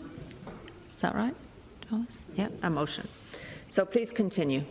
Thank you, Madam Speaker. And if I may, if I could finish the sentence, you may find that you will understand why we don't oppose sensible gun firearm reform, because since 2014, when the Nationals was in government, we instigated a report into the law reform called the 2016 Law Reform Commission Report. It's 188 pages of considered recommendations after extensive consultation. So I would like to put that on the record, that we had started this reform process, and we were very much entrenched in making sure that this antiquated piece of legislation had some modernisation to it. And if I may, I'd like to read a quote from that particular report, because the chair, Dr David Cox, he actually reads some sense, and I think that's what this is needed within these reforms and within this process. The vast majority of firearm users in Western Australia are law-abiding. The Commission had no intention of recommending legislative change that could make it difficult for firearm users to abide by the law while having no practical purpose to meet the objects of the Firearms Act. This was a balanced and rational approach, yet this Cook Labor government has disregarded much of this advice, pushing forward with fear-driven policies that alienate responsible owners, responsible law-abiding owners. That is part of the quote. Minister, I've heard firsthand. I am warning you again. Please do not apologies, interject. Deputy Speaker. Please do not interject anymore. I will call you to order. Thank you. Please continue. Thank you. Thank you, Madam Speaker. I've heard firsthand from people through my time on the campaign, whether that was at a forum I held back in September last year in Geraldton, which we couldn't fit any more in. It was at capacity. Through door knocking, through markets, and just being out there in my community and being available to discuss this important reform, I heard much feedback. Some examples that I've heard of, I have a farmer named Ben. Has been spending hours and hours and hours during a critical time for farmers planting crops right now. This is the moment that they have to be serious about what they do in their job, because planting crops is what produces the food that we all like to purchase from the shops. Yet he has spent, in the last 2 weeks, numerous hours trying to register his properties through the ID system. He wants to do the right thing. He wants to do the right thing. Let's be clear on this. But what he is finding is that every time he goes to go and do this process, it won't allow him. He rings the hotline, he's not getting information in return that's going to assist him. He's given up, basically. But he wants to do the right thing. He does. He owns many properties, and they are run under complex business arrangements. So quite often, as the member for Roe has already mentioned, things such as trusts, companies in trust deeds, whatever it might be, succession planning, where perhaps the farm is still owned by a different family member, yet they run the business, they are finding it very difficult to register their property to then hold on to their firearms. Bill, long-time owner of firearms, lives on a remote property. Due to the number of firearms he owns and the type of firearms he owns, he now needs CCTV, alarms that have to be remotely monitored. He lives in a remote location. The closest police station is hundreds of kilometres away.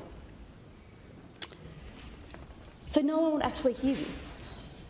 This is part of the new regulations. This person has had firearms for decades.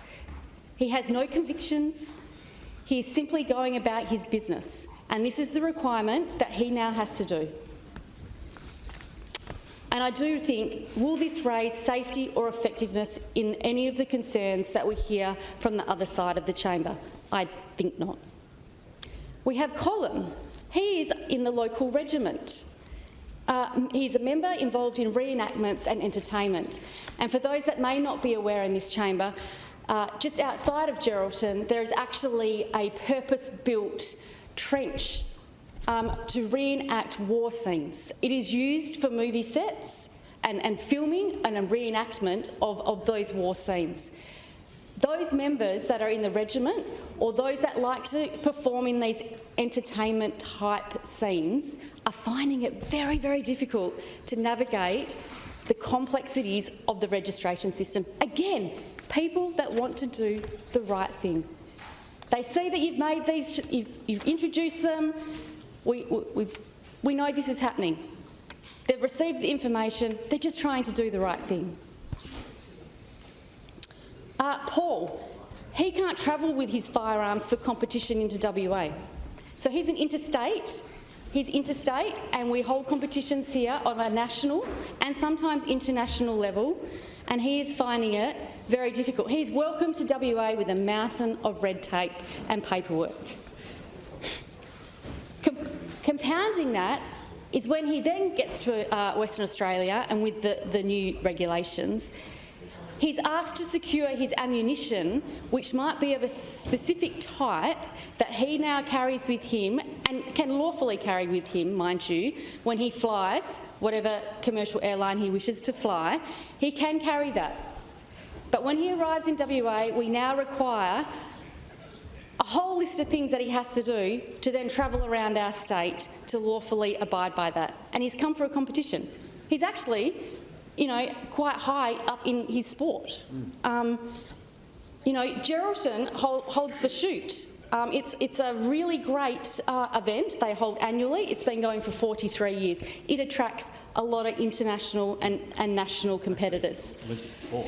So the issue with him transporting stuff around is that he may have to hire a car, and he's called every hire company to see whether they would have the required storage that is needed to be able to travel with his firearms and ammunition. And at this point, there is no hire company that will allow him to permanently secure a lockbox for his ammunition. Yeah. This is just another example of what these regulations and the way that they have been rushed through this place and the other place, the guillotining in the other place, that potentially could have had the opportunity to make these common sense amendments. You still didn't get it right. You still didn't get it right. These are the opportunities we've had in the past. So let's highlight this. Let's highlight how we can make good decisions. Minister. Let's highlight how we can make some good decisions around what is happening right now. I will not be taking interjections. Minister. Okay, sorry, I'm going to call you to order for the first time. Thank you. Member for Secret Harbour. Thank you, Deputy Speaker. We have new residents arriving into our beautiful state of WA, and we welcome them because they supplement our workforce. I think that's really important to recognise. But one of the latest stories I've heard last week was this particular resident, who has now been here for 6 months, has been trying endlessly to transfer the licence for his firearms to a WA licence. Those firearms are held in storage here in Perth, some distance from his permanent residence now in WA. He doesn't know what to do next. He has rang the hotline, he has rang WA Police Licensing. It is still a complete mess. He would like some answers because, again, another person just trying to do the right thing. That also leads to me, I think, both the member for Mid West and member for Roe, they touched on the PCYC. So Geraldton does have a PCYC, and they do have a well-attended cadet air rifle program.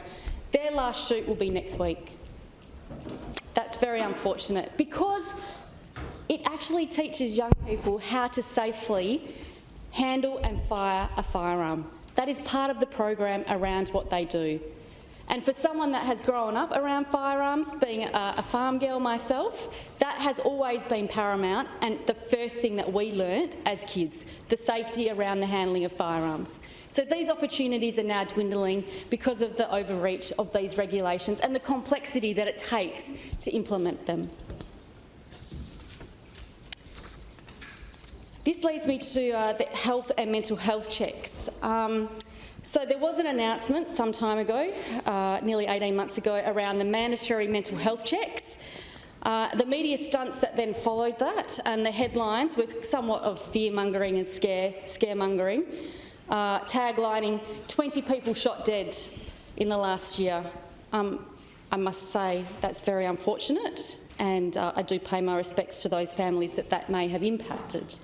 However, I don't think that that's how we go around reform, and I don't think that that's been appreciated by the medical or health system itself. I have stood here in this place recently talking of the health system, and in particular regional health, and the impacts and the under-resourcing and the stretch that those particular institutions are now facing.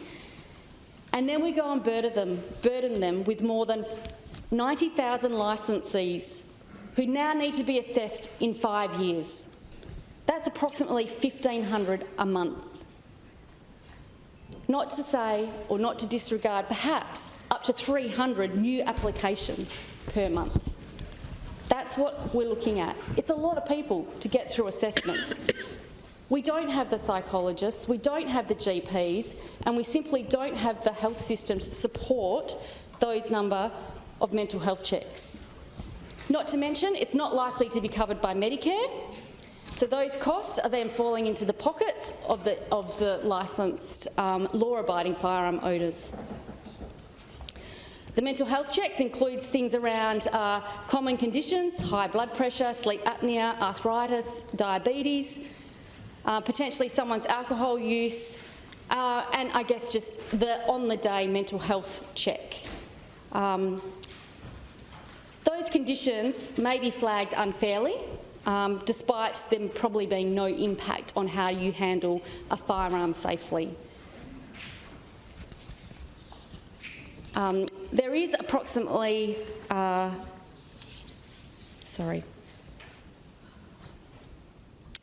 So as we know, and as of recent media coverage around this issue, the Royal Australian College of General Practitioners completed a survey. 80% of GPs were unwilling to perform those assessments. That is what their particular survey said.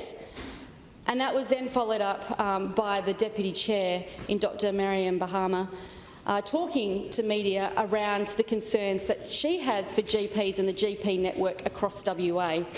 And the ability and the concern was around the legal professional burden on rural GPs, the relationship stretch that patients and GPs would experience, and unlike driver's licence assessments, it requires a deep mental health judgment that many GPs aren't willing to make, based on the fact that one day someone could present mentally fit and by the end of the week they may not be.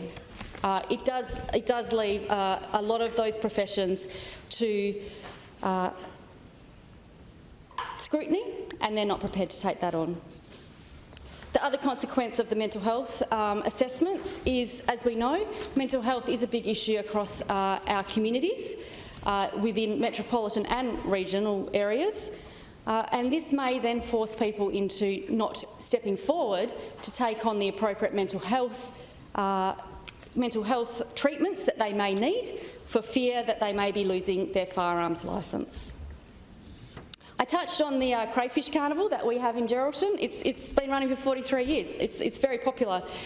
And there is an economic and social benefit to that occurring in the community, and that's just one. I'm sure there is others that our community members can particularly, and other members here in the chamber can highlight. But if I can, there's a report that was tabled, Commonwealth report in 2019, and it did mention recreational shooting actually contributed $335 million to the economy and 3,300 jobs nationally. So that's quite significant. That's nothing to shy away from. In WA, it mentioned that $38 million was the benefit socially and economic to mostly the regions. So that report is worth a read, and why I think firearm owners deserve the respect, and this reform needs to take some common sense approach. So yeah, if I may, I would conclude. I just urge this government, and I thank the minister and the previous minister who has interjected a number of times, for your time to listen today around what we believe is a common sense approach. I urge you to have a think about what it is that we need to do to make a practical regulation around these reforms, take it back to the drawing board. Let's do some proper consultation. Let's take on some of this feedback that many constituents have come through my office to tell me about. And I do thank them. I thank them for taking the time out of their day to raise those issues with me. Member for Warren Blackwood. Thank you. Thank you, Deputy Speaker. I rise to speak not in opposition to the intent, and I'll emphasise the intent of this legislation, but in defence of the people and the practical implications it's overlooking. Let me begin by saying this. I agree with the Cook Labor government's desire to make our community safer. There's not a person in this chamber or in my electorate who doesn't want to reduce the risk of violence and ensure firearms are kept out of the hands of those who seek to do harm. And there's been a few interjections before on previous speakers, and as a licensed firearm owner, it's actually offensive that you basically say that, you know, domestic violence, you're basically implying that because you own a firearm, you're into domestic violence. And that's insulting. Well, that's the way it's coming across. Yep, so... Thank you, members. Minister, you've already been called to order once. No. Okay, please continue. Thank you. Minister, I will call you to order as well shortly. Please continue. Thank you. Thank you, Deputy Speaker. This legislation is more about the optics than the outcomes. But thank you. Thank you. I'll wear that with a badge of honour. It looks tough, it sounds reassuring, but in practice it misses the mark. Oh, I've got a fair idea. As you've heard from my colleagues, there are universal issues with the quality of legislation and how it's being rolled out, but it's simply unworkable. These include excessive requirements, an online portal that doesn't work, compliance hampered by lack of connectivity, no alternative process or support, police that don't have information to answer questions, in some cases, costs of compliant gun cabinets and security systems that add up to over $10,000 per owner. What's the cost of your life? Oh, Minister. I'm telling you what the cost of the cabinets are. Minister. Well, you can't put a price on the cost of the life. So how many illegal firearms have you removed off the street? No, illegal.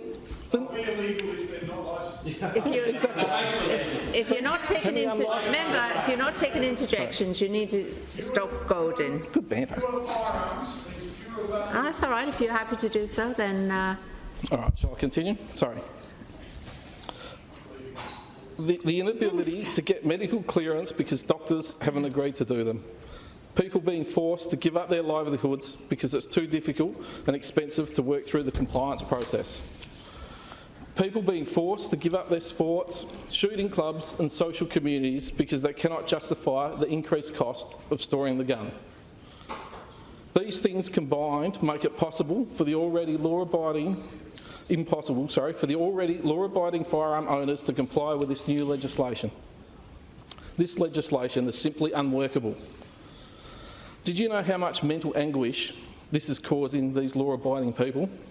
The pressure of wanting to comply, but facing impossible tasks in an impossible time frame. Mental health doesn't just deteriorate overnight. It's worn down day by day through anxiety, confusion, fear of breaking the law, and the weight of being portrayed as a danger to society for simply owning a tool that we have used safely for decades. That is what the Labor government's unworkable legislation is doing to people. Member for Bateman. Thank you. This is what the Labor government's unworkable legislation is doing to people. What makes this worse is the growing number of GPs across the state who are either refusing or reluctant to complete the required physical and mental health checks because they fear the consequences to themselves, further delaying, even denying people their lawful right to have a licence. This Labor government can do better than this. These issues are affecting my constituents similarly to how they're affecting the people in the Midwest, Kalamunda, Roe, the Central Wheatbelt, Geraldton, Albany, but they're also affecting the people represented by the members of the Labor government and their electorates and portfolios. Everyone in this place is representing firearms owners. For example, the member for Kimberley, the member for Collie Preston and the Minister for Pilbara, the member for West Swan and Minister for Sports. This topic and these issues are far-reaching and they affect the people that we all represent across the whole of Western Australia. They affect regional people and people in metropolitan Perth too. So I ask all of you, please listen. Please listen and consider what I have to say. I want to highlight the impacts of this poorly thought out legislation from a different angle. I am here today because my job and my commitment is to speak for people who do not always get a hearing in this place. People in towns like Nannup, Byertbrook and Walpole, people who don't use firearms for violence, but because it's part of a practical toolkit for life on the land, something that they need to have but want to avoid using. The list of issues that have already been raised by my colleagues is long and unnecessary and can be avoided. However, there's even more to consider, and that's why I want to raise with you today so that you can make a fully informed decision. The current legislation and its regulation do not target unlicensed gun violence. It's causing extraordinary mental stress to the people trying to comply with the impossible requirements. It removes the tool used for humane euthanasia of animals, and it's reducing pest control and practical conservation efforts across Western Australia, which will ultimately lead to further destruction of our biodiversity and threaten to make extinct native species. So let's start with some facts. According to the Australian Institute of Criminology, in firearm-related homicides across Australia, only 9.4% were committed with a firearm registered to the offender. In contrast, over 90% of firearm-related deaths involved unregistered or illicit firearms, guns held illegally, often acquired through the criminal networks. Member for Bateman. In Western Australia, WA police data and union reports suggest that illicit firearms remain a major threat, and many of the most serious incidents involve illegal weapons, not licensed firearms held by recreational shooters, professionals, shooters and farmers. Absolutely. So why, Deputy Speaker, are we creating more barriers for the people doing the right thing? I'm trying to highlight. Member for Bateman, I will call you to order for the second time if you keep interjecting. Thank you. In my inaugural speech, I said I wanted to build bridges between the city and the country. Today, I want to use this platform to help my colleagues on both sides of the aisle understand what gun ownership looks like in rural WA. It's not about fear, it's not about violence, it's about necessity, it's about responsibility. Let me explain what this looks like. A car hits a kangaroo at dusk. The animal's still alive, severely injured on the side of the road. The nearest landowner is called. Someone with the appropriate firearms licence and experience so the animal can be euthanased quickly and humanely. I'll get to that. We have a severe bushfire that crosses up onto grazing property. 50% of the farmers' livestock are burnt, equating to over 1,000 sheep. A team of neighbouring farmers go out and euthanise the animals because it's impossible to save them all. Okay. Point of orders. Incessant interruptions, I don't think are appropriate. What is the point of order? Thank you, Anil. Sorry, what is the point of order? I'll come back to it, thanks. Oh, you'll come back to it, okay. I'll come back on the next issue. Member for Bateman. putting forward situations, hypothetical situations that imply that the current regulations, new regulations, don't allow for what he's suggesting, and it's deliberately misleading the House. And is that, can you point to the point of order, please? Need to, Deputy Speaker, but certainly being truthful and not misleading this House is in that book. Entering debate is not a point of order. I'm not upholding that point of order. Interjections. Members should be heard without excessive interjections. It's a debate, but I will caution the member. I will not be upholding that point of order. I will caution the member for Bateman. I will call you to order for the second time. Thank you. Please continue. I will address that point later. So I'll continue with my hypotheticals. A horse panics and runs through a fence and breaks its leg. It's an excruciating pain. The closest vet is hours away. A firearm is used to end the suffering quickly and humanely, because waiting would mean prolonged agony for the horse. These are not rare occurrences or hypotheticals. These are the realities of regional life. Acting Speaker, I want to share the words of a constituent, someone who, like many in regional WA, hadn't thought too much about firearm reform until it hit home in a deeply personal and practical way. He and his wife run sheep on their property. It's lambing season right now, and like many farmers, they occasionally face the heartbreaking but necessary task of euthanising a lamb or sometimes a ewe that isn't going to survive. He wrote to me and he said, "I don't enjoy it, but I have no alternative. I use a 22, 2 quick shots to the head and end the animal's suffering. That's the only reason we've ever had a firearm. But the new licence system is so convoluted, so difficult to navigate, that we've given up. We'll be handing our gun in." Then he asked me, genuinely, not dramatically, am I now expected to slit its throat with a knife and break its neck with my bare hands? Or should I bash its head in with a blunt object? Would I even be allowed to do that under the RSPCA guidelines? And more than that, do you think I even have the mental capacity to bring myself to do that? And finally he said what no one wanted to admit, but too many now feel. Because without a gun, my only other option is to turn my back and let the foxes tear it to bits while it's still alive. This is the reality of what these unworkable regulations are forcing people to struggle with.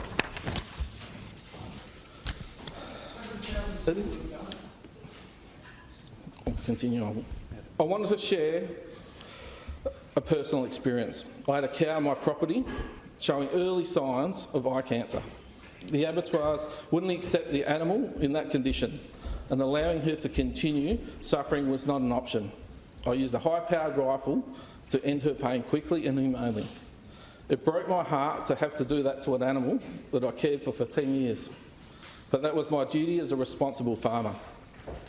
But under this legislation, because my property is only 700 acres or 292 hectares, I would no longer be eligible to own a rifle of the calibre required to humanely euthanise large livestock or a cow this size. You say it's not true, you've got to be a primary producer. Yeah. You need to have over 1,000 acres to hold 2,000 acres for a high-powered rifle to hold that firearm to shoot it with that high calibre. And under this current legislation, the only way I can do that is to get a property letter that someone has.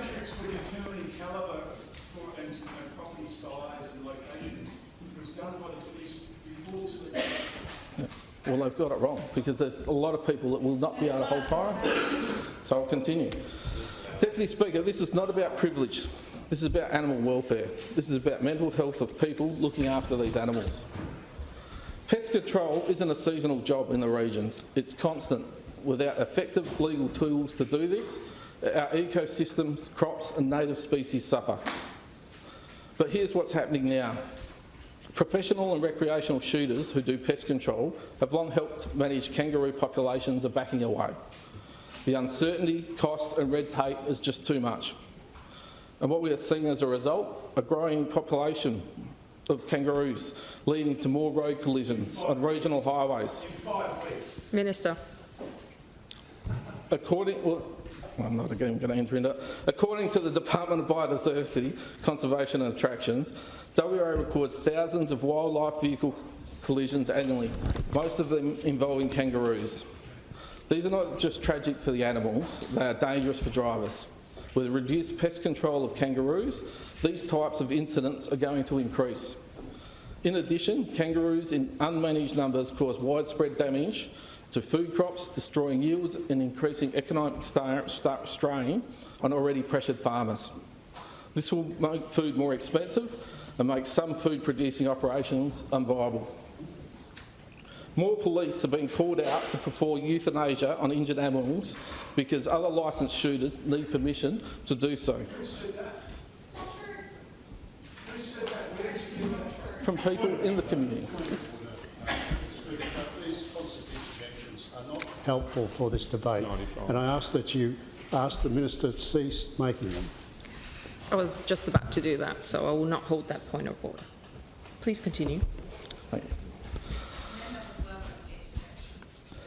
So more police are being called out to perform euthanasia on injured animals because other licensed shooters need permission to do so from shires, from government. Member for Bateman. Some evidence.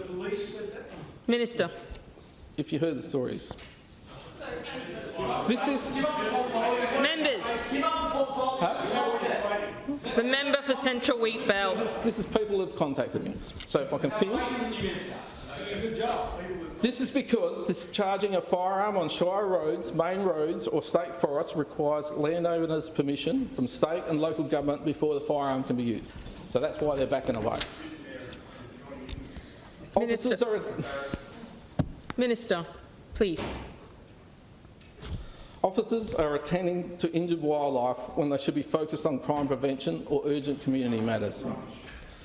We're putting police in the impossible position of being the first responder, legal authority and emotional caretaker.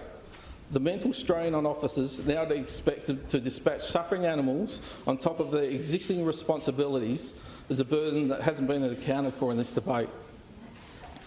Let me be clear, this is what happens when the policy is made without input from the people who live with the consequences. One of the unintended victims of this legislation will be our native environment. Invasive species like feral cats, foxes, rabbits and pigs are among the greatest threat to Australia's biodiversity.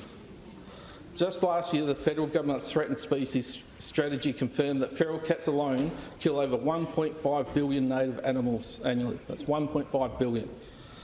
These animals are not being controlled by wishful thinking or paperwork. They're controlled by professional shooters, recreational shooters and landowners. People who need lawful access to firearms to protect the very ecosystems we claim to value. If these new regulations make it harder for the people to operate, we're not just tying their hands, we're giving feral predators free rein. And that, Acting Speaker, is how extinction happens. Does the Labor government really want to be responsible for this unintended consequence? This is about... The member for Bateman. This is about giving the people who care for the land the tools they need to do so properly. So I say again, I don't rise to complain, I rise to explain. Gun ownership in rural WA should not be demonised. It should not be politicised, it should be understood. We support safety, we support reform, but we must also support the practical people who use firearms not to harm but for help, for animal welfare, for environmental management, for safety on our roads. This legislation is forgetting those people, and if we're serious about safety, about biodiversity and about fairness, then we need to go back to the drawing board and design a policy that reflects that lived reality of regional WA and that is workable. So in closing, if this legislation remains as it is, the Cook Labor government will have added a new complexity to compliance, but not made a dent in crime. It will have limited the tools of professional shooters, recreational shooters and farmers who protect our land, our wildlife and our food security, but not reduce the number of illegal guns that are out on the street. and ultimately it will contribute to the slow extinction of our native flora and fauna. Not because anyone wanted to, it's not a laughing matter, but because you didn't listen to the people who understand the land best. This is not alarmism, this is science. This is what happens when practical conservation is stifled by politics. I say to every member of this House, this is your moment. You have a choice before you. You can vote to continue down this path, one that penalises the innocent, ignores a criminal and endangers our environment. Minister, please. Yeah, I'm running out of time, so. Or you can vote to bring common sense back into the equation. Change this legislation and make it workable. I ask you, please, Minister, take it seriously. I call on all members to treat this disallowance motion as a conscious vote. Forget the politics, think of all the people in your electorate. Think of, Minister, please. Think of young families in farming communities, the volunteers and pest control programs, the animals that will suffer, the regional Australians just trying to do the right thing. Why don't you think of women escaping domestic violence? Why don't you think of those women? Minister. Think about...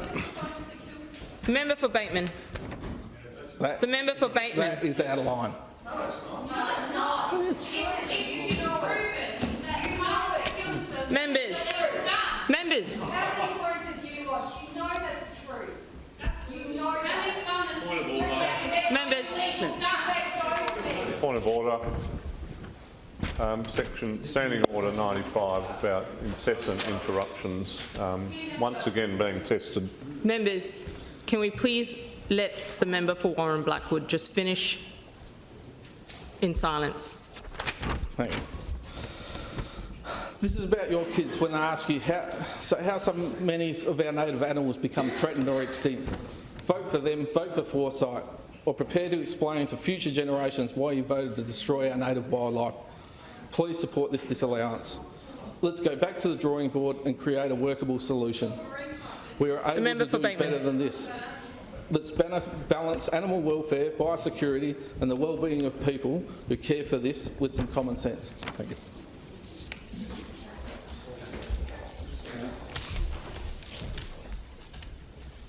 The member for Albany.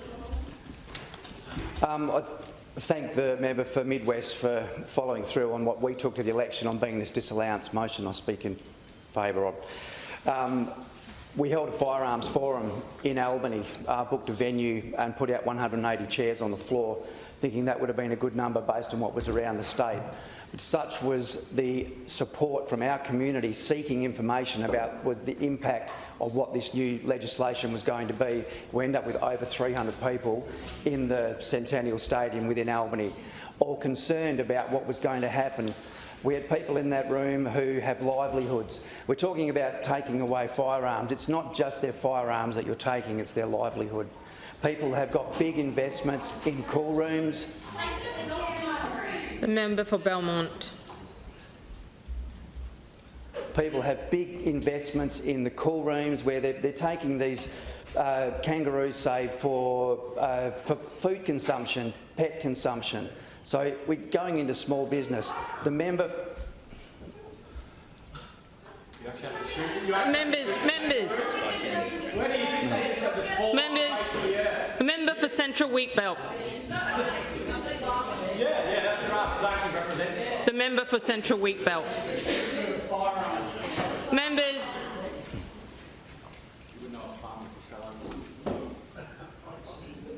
Members, if you're going to continue doing this, we're just going to drag on the time and I'll just have to keep stopping everyone and I'll call people to order. Can we stop? Thanks. Continue. Thank you. We've touched previously on the gun owner from Albany who suffered substantial loss, was in good faith operating on a Friday selling firearms to then on the Monday those firearms being illegal. Through no fault of his own has now sustained that substantial loss. By way of example of the people that have been coming into my office, they're confused. They're looking for clarification over what these regulations are going to bring. They're getting conflicting information coming from the police, from the helpline. They're coming in twos generally because there's one person so confused they need somebody in assistance to help explain to them what their obligations are. They're worried about it. I was fortunate enough on Sunday morning to actually head out to the Mutton Bird range. They had the pistols were out there shooting on the Sunday. I'd learnt from a very young age, as I said in my speech yesterday out in Esperance, I learnt respect for firearms and the handling of firearms. It was nothing compared to what the range officers enforce in those ranges as to the safety with their firearms and how they police and how those ranges operate. I would encourage anybody that's never been to a range to go and experience that.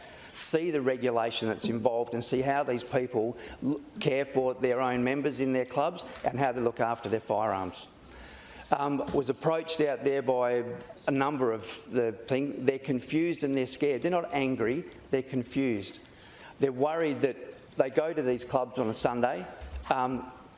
It's a club where they can experience mateship. They go there, they have a shoot range, they sit down, they have a cup of tea, they'll go back, shoot a couple more rounds, and then they'll have lunch. It's a men's shed, effectively. There's ladies there too, but it's there for their mental health, and they're concerned that that's going to be taken away from them, that opportunity for community where they can go and meet with people, and it takes in all abilities with what they do. These people that shoot these sports, and the member for Midwest touched on elite sports, these people are of varying abilities. There was people sitting in chairs that couldn't stand anymore, but they could still compete on a area level by seated, or they could lie. They accommodated them in their club, so they can continue with their sport. A lot of these guys, you know, they're 75, 80 years of age, but they're still competitive, and they love that ability to be part of a club and to be part of their community. Regionally, that's what we have. We have community. We look after each other. And that's evident from the people that are coming in through my front door. A lot of the things that I'm seeing in this could have been overcome through proper consultation. We've got regulations that are coming through that don't have example of how it goes down the line to the end user. I said in my speech yesterday that was one of the things that I bring to this chamber is practical application, consultation. Let's go to the end user and find out how it impacts them so we can implement laws that are functional from the ground up. So by another way of example, a gentleman I spoke to yesterday from Mount Barker, his neighbour had a property, only 6,000 acres, but that was comprised of 48 different titles. One block alone, my 300-acre block, had 12 titles on it. So he was going to help his neighbour out because he was not capable of lodging those online. Such is the help that we give each other. So I commend that we take a practical approach. And as the Minister for the Great Southern, I invite you down, meet with these people, consult with them and find out their concerns firsthand. Yeah. It's not the feedback that we're getting to have that opportunity for one-on-one consultation. So, but I welcome you into our patch and do that consultation. So, thank you. Thank you. The member for Central Wheatbelt. Thank you, Acting Speaker. I rise today to proudly support the Leader of the National Party in supporting his disallowance motion. And as members of the Liberal and National Party team in the opposition, we brought this forward as a motion because the National Party made a very, very clear election commitment to the people that we were seeking to represent. And we said to them, the first order of business, should we win, lose or draw, is come in and put a disallowance motion into this place. So the Leader of the National Party, a man of his word, did exactly that, and hence why we are here. And we are here because we have received, as probably members of this place have thousands of emails from concerned constituents about this diabolical regulation of the new Firearms Act. And you know, yes, we can take those interjections that it was designed to protect the community. But what we know, we're dealing with the facts, because the Labor Party love to run the scare campaign to say that we are not. Oh no, I ran a campaign, and this was part of our policy platform, and they love to say that the National Party, they like to water down firearm laws. They like to water down firearm laws. Well, let me make this very clear.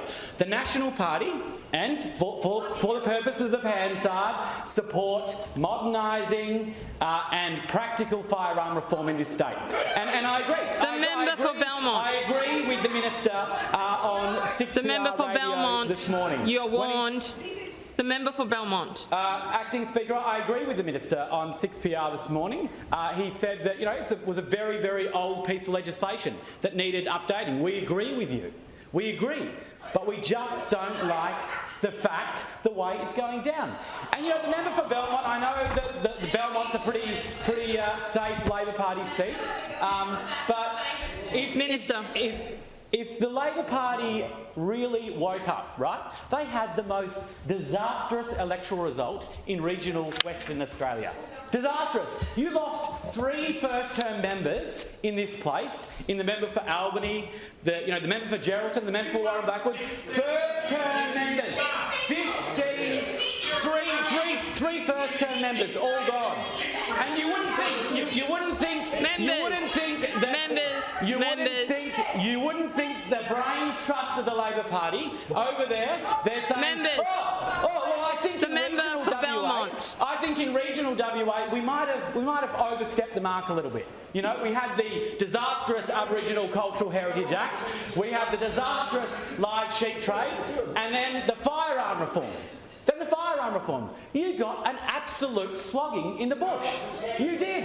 And the numbers speak for themselves. But here we go. We have a government now that is so drunk on power, so unwilling to listen to the people of regional Western Australia and Western Australia, that they're going to bring it in anyway. And you know what? And we did. We in the National Party, we do, and if people were listening to my maiden speech last night, they know that we do politics differently. We actually sit down and listen to the community. And I had a firearm forum in my electorate of Central Wheatbelt in York, and there was hundreds of people that attended, including, I think, 3 members of the Labor Party. They were actually, they drove from, I don't know if you've ever been out in the Wheatbelt. Now that you've got your new regional ministers, maybe you might actually find out where it is. But they drove from places like Muckenbooden to York. They drove from places like Southern Cross to York to talk about how grumpy they were with this government when it came to their firearm reform. And let's, and I've heard interjections around saying, you don't support women, or you're supporting domestic violence. What a load of nonsense. I worked for a minister for sport who was a very keen shooter. She actually started the Parliamentary Friends of Shooting with the federal member for Hunter, Dan Repiccioli, a member of your party, a member of the Labor Party, who was an Olympic shooter. And this idea that if you're a shooter, you're somehow a second-rate citizen, you're somehow some sort of criminal. Minister, the member for Bateman. Acting Speaker, that is just a load of nonsense. These are These are professional people in a law-abiding sport that is actually an Olympic sport. It's actually an Olympic sport. And the leader of the National Party and I, just after the election, actually went to an international event out at Whiteman Park, where we saw a great array of families participating, of females participating in that sport. And I know I've got some dear family friends of mine in the member for Warren Blackwood's electorate, that's their entire sport as a family, women included in that sport. So this nonsense that it's just a sport for blokes, or that where we're sort of putting people in boxes. The member for Bateman. And as I've been travelling around my great electorate of Central Wheatbelt, 28 local governments, the size of South Korea, I've actually been dropping in on local police stations. And I can tell you, because these are members of my community, that the regional police officers, Minister, they are not happy. They are not happy. They've been put in a very, very compromised position of the former minister in again, out again's decision around these regulations. They've got rightful concerns of the community members coming to see them to ask for clarity. And they are absolutely sick of these regulations that have just been rushed through this parliament with no consultation for the people that they are actually concerned. And I know that the Labor Party need a lesson in regional Western Australia and a lesson in agriculture, but at the moment, the state of Western Australia, being the Mediterranean climate that we are going through a little thing called seeding. Minister Papalia, you're welcome to come out to my family farm and sit on the header or sit on the cedar. Oh, I bet you have. Well, do you want to talk about using firearms? The former minister using firearms. Remember that media stunt when you were the minister at the range? Remember that one? Remember that? The Pierce airbags one. Exactly. So there's one rule for the minister, or the former minister, because obviously this government did read the election results and made the member for Baldivis the new minister for police. Imagine that. I will touch on that. Imagine that. Imagine a new government coming back into power and, they've got, as the government says, nation-leading reforms for firearms. They're reforming the Firearms Act and then they hand over the portfolio to a new minister, because they knew that the former minister was so useless at his job that they had then given it to a new one. And I've worked for cabinet ministers in the state government and the federal government, and I know those incoming ministerial briefs are very, very long. They're very, it takes probably about, 6 weeks to get your head around a new portfolio. These are very complex laws, and it was taken off a minister who absolutely let the community of Western Australia down. And regional Western Australia punished you. They punished you big time. And again, we see the government not listening. We see the government not listening. And talking about stunts, Minister, do you remember, Acting Speaker? Oh, okay. Thanks. Minister, Thanks can you please refrain? Absolutely. That's what you get from the National Party. So Members. This whole idea that, as a person that has firearm is in the family, I got these screenshots of text messages from these law-abiding firearm owners. And this was like quite a remarkable thing, right? You've got a piece of legislation coming through the state parliament of Western Australia, and and I know you're calling me a political hack, Minister, but maybe you should do a political lesson. You should do a political lesson on Politics 101 on the separations of powers, because getting text messages from the Western Australian Police Force to say, "Hey, we've passed the legislation through the Parliament." Oh, please disregard that previous text we sent. We got it wrong. We got it wred. And you know who paid for that? The taxpayers of Western Australia.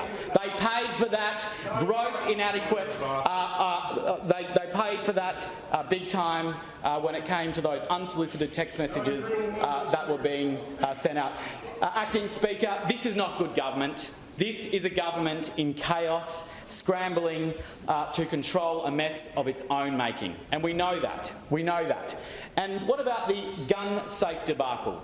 I remember as we came into this place, we actually requested a briefing from the police around these new regulations, because I think it is our role as members of parliament to ensure that we're not spreading misinformation and try and help our constituency understand this headache of a piece of legislation that the government has brought in. And these gun cabinets that a lot of farmers in my electorate are now requiring, they don't actually have a manufacturer in Australia at the moment. So there's no... So the government has rushed through these laws. And they've said you've got to have a gun safe that it's a certain width, but you can't buy that type of gun safe anywhere in Australia. You know, this is the stuff of, you know, yes minister. This is just a disgraceful piece of regulation that just has been not thought out. And I'm going to go on to the Australia Post debacle. I know in my previous role before I got to this place, I worked for that great Australian institution in Australia Post. And we will be asking questions in the estimates process and in other realms to ask why was it that the Western Australian government, through WA Police, said to Australia Post, no, you can't do your renewal for the new Act in a post office. You can't do it. Wouldn't you think that it would be quite logical for an organisation like Australia Post that has a massive network right across our great state of Western Australia, a proven institution that has been renewing firearm licences since Jesus was a boy, why would they then take that away? And this is just an example, again, of a government drunk on power and not willing to listen. And then if you happen to live anywhere outside of the metropolitan sprawl and you don't have internet, as again, I said, it's the busiest time of year for people within my electorate that are putting in the crop that produces food for so many people around this great country, produces so many jobs, and you don't have the telecommunications to actually log on to your portal, then too bad, too sad. These people actually want to comply with these new rules. And the government is putting barrier after barrier in front of these good, law-abiding citizens. And that is just not good enough. So we are here today putting this disallowance motion to say let's go back to the drawing board and actually weed through some of these issues to make it work. Fix the portal. Fix the portal.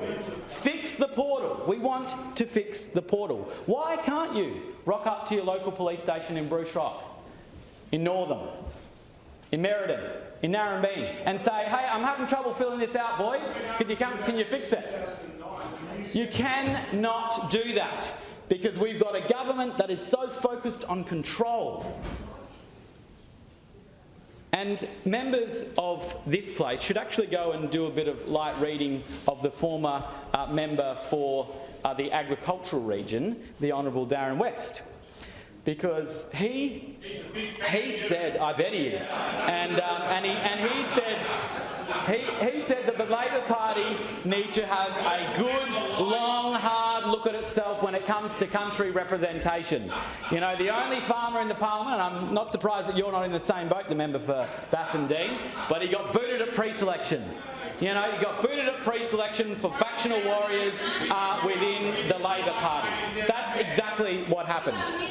And this is what. Well, yes, he did. Yes, he did. He got. Minister. Yeah, that's right. That's what you did. When you don't get pre-selected, you resign. And in my closing remarks, I will say some correspondence that I've got here from people that have sent the hundreds of emails. You know, we're not overreacting here. Hundreds of emails are flooding our inbox. And this one email came from someone that said, from the Western Australian Police Force in response to their queries, our first consideration is safety and compliance with legislation not being business friendly. So they're not interested in if you're losing tens of thousands of dollars in your small business because of these thoughtless pieces of regulation. They don't care about that. Not being business friendly. Imagine getting that from a state government agency, not being business friendly. Acting Speaker, this is a piece of legislation that we will continue to hold this arrogant, out of touch, drunk on power government, and we're happy to work with the new police minister on this because he's actually been willing to listen. His office have been very, very good. I might place my thanks on the record for his office, who have been very, very helpful as we navigate these weeds. But this is something that we will continue to raise in this place. Thank you.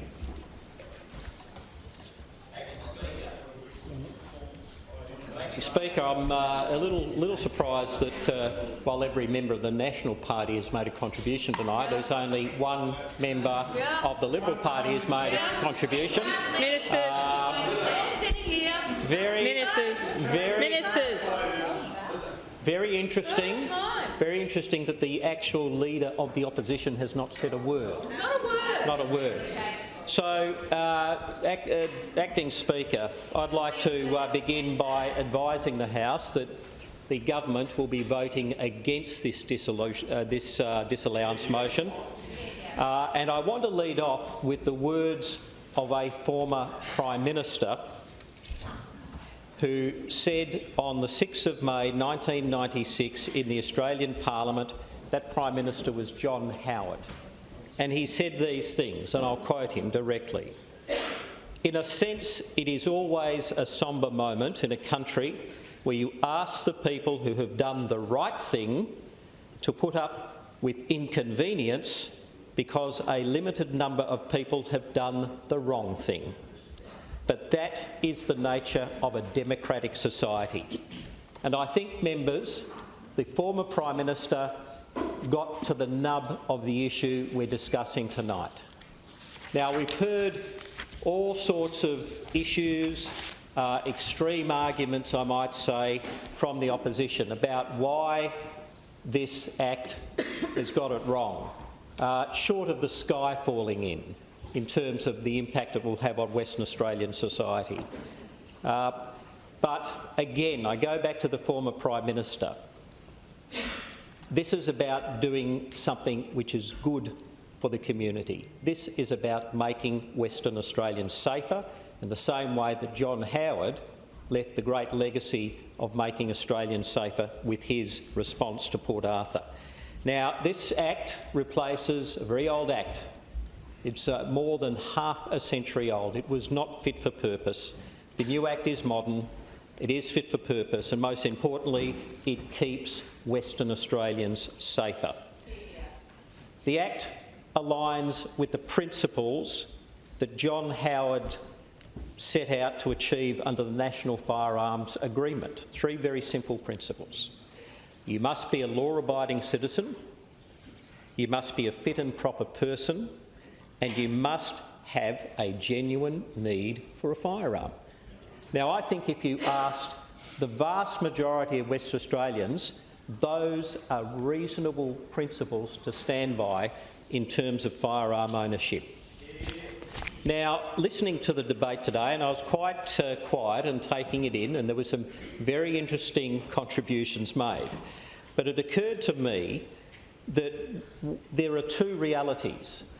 There's the things that are being said in this chamber this afternoon, and there's the experience out in the community, out in the real world, where law-abiding, licensed gun owners are making the effort, are going through the transition. 7,000 to date have actually registered online. Now, it's early days and it's a small start, but it is a significant start. It is an indication that every one of those 7,000 firearm owners want to do the right thing, want to comply with the new legislation.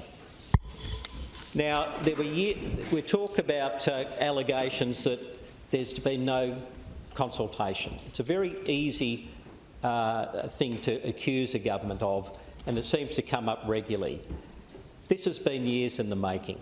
Indeed, the former Minister for Police spent years on this, 2 years at least, but it goes back further than that. 3 years, sorry, Minister, but it goes back further than that. The police agency, the Police Department, WAPOL, have been working on this for many more years before that. They've known about the deficiencies of the old legislation.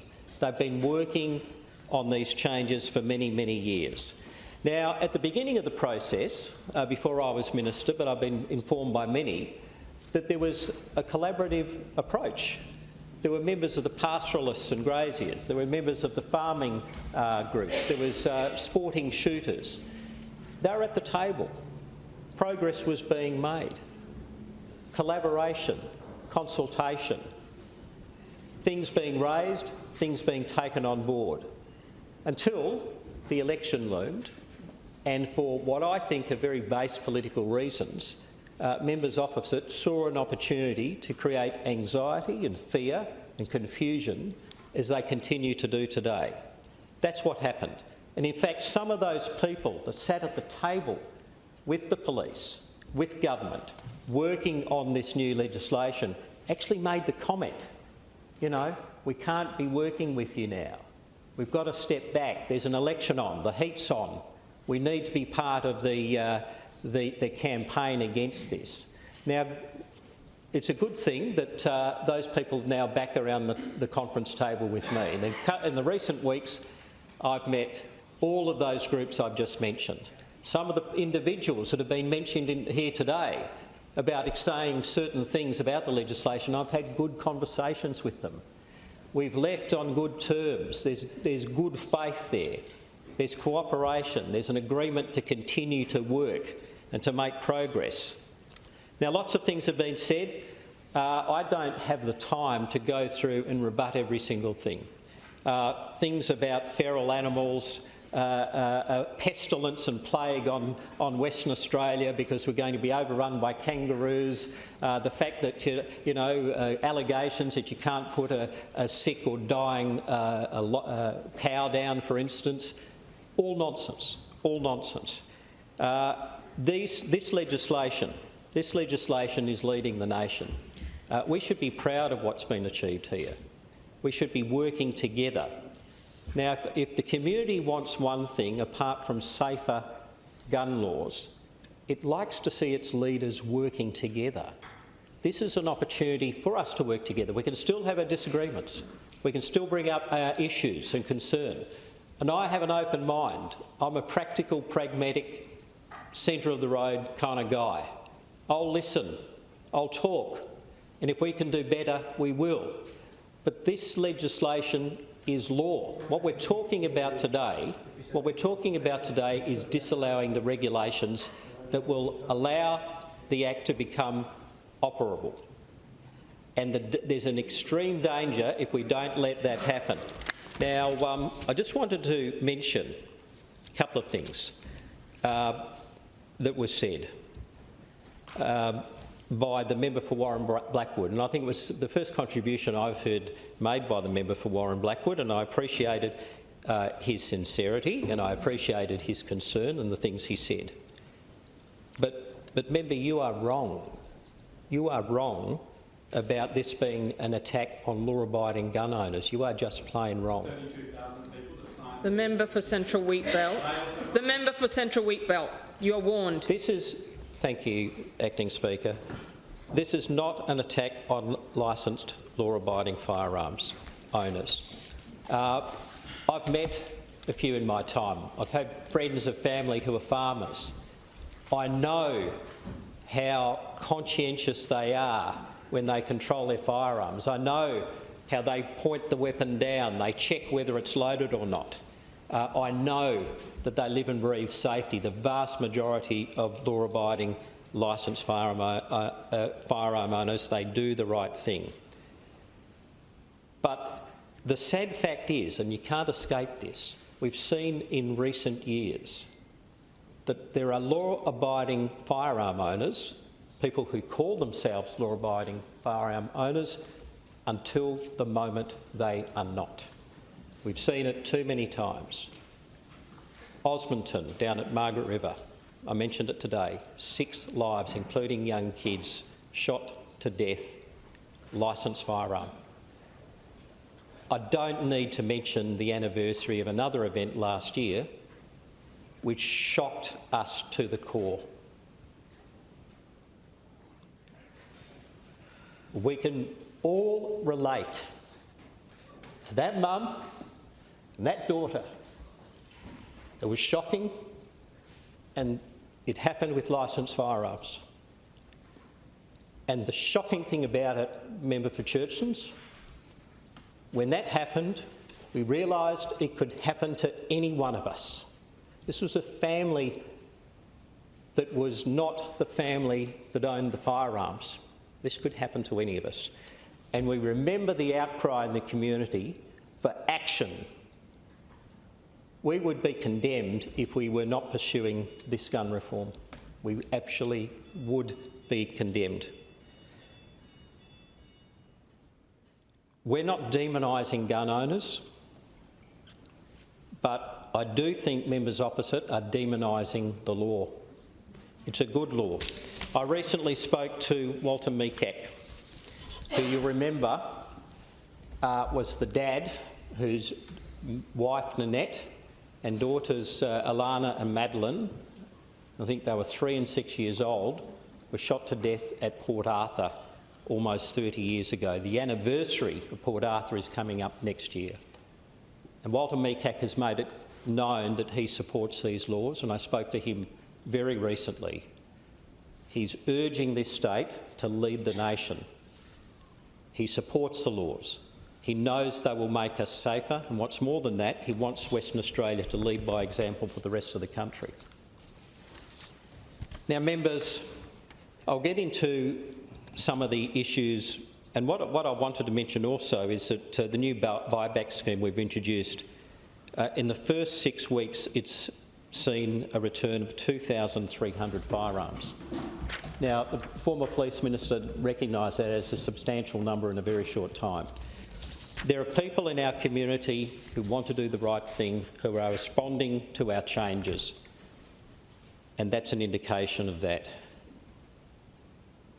I do fear the Leader of the National Party is not appreciating the consequences of what he's calling for today.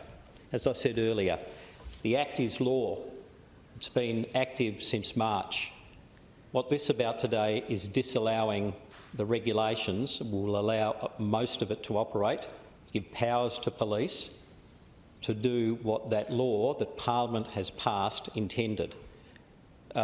If this disallowance motion was allowed to succeed, it would cause massive disruption and danger for our community. It would hamstring our police. They'd be unable to issue or process new licences. They would not be able to renew existing licences. The regulatory framework that enables these processes would no longer exist.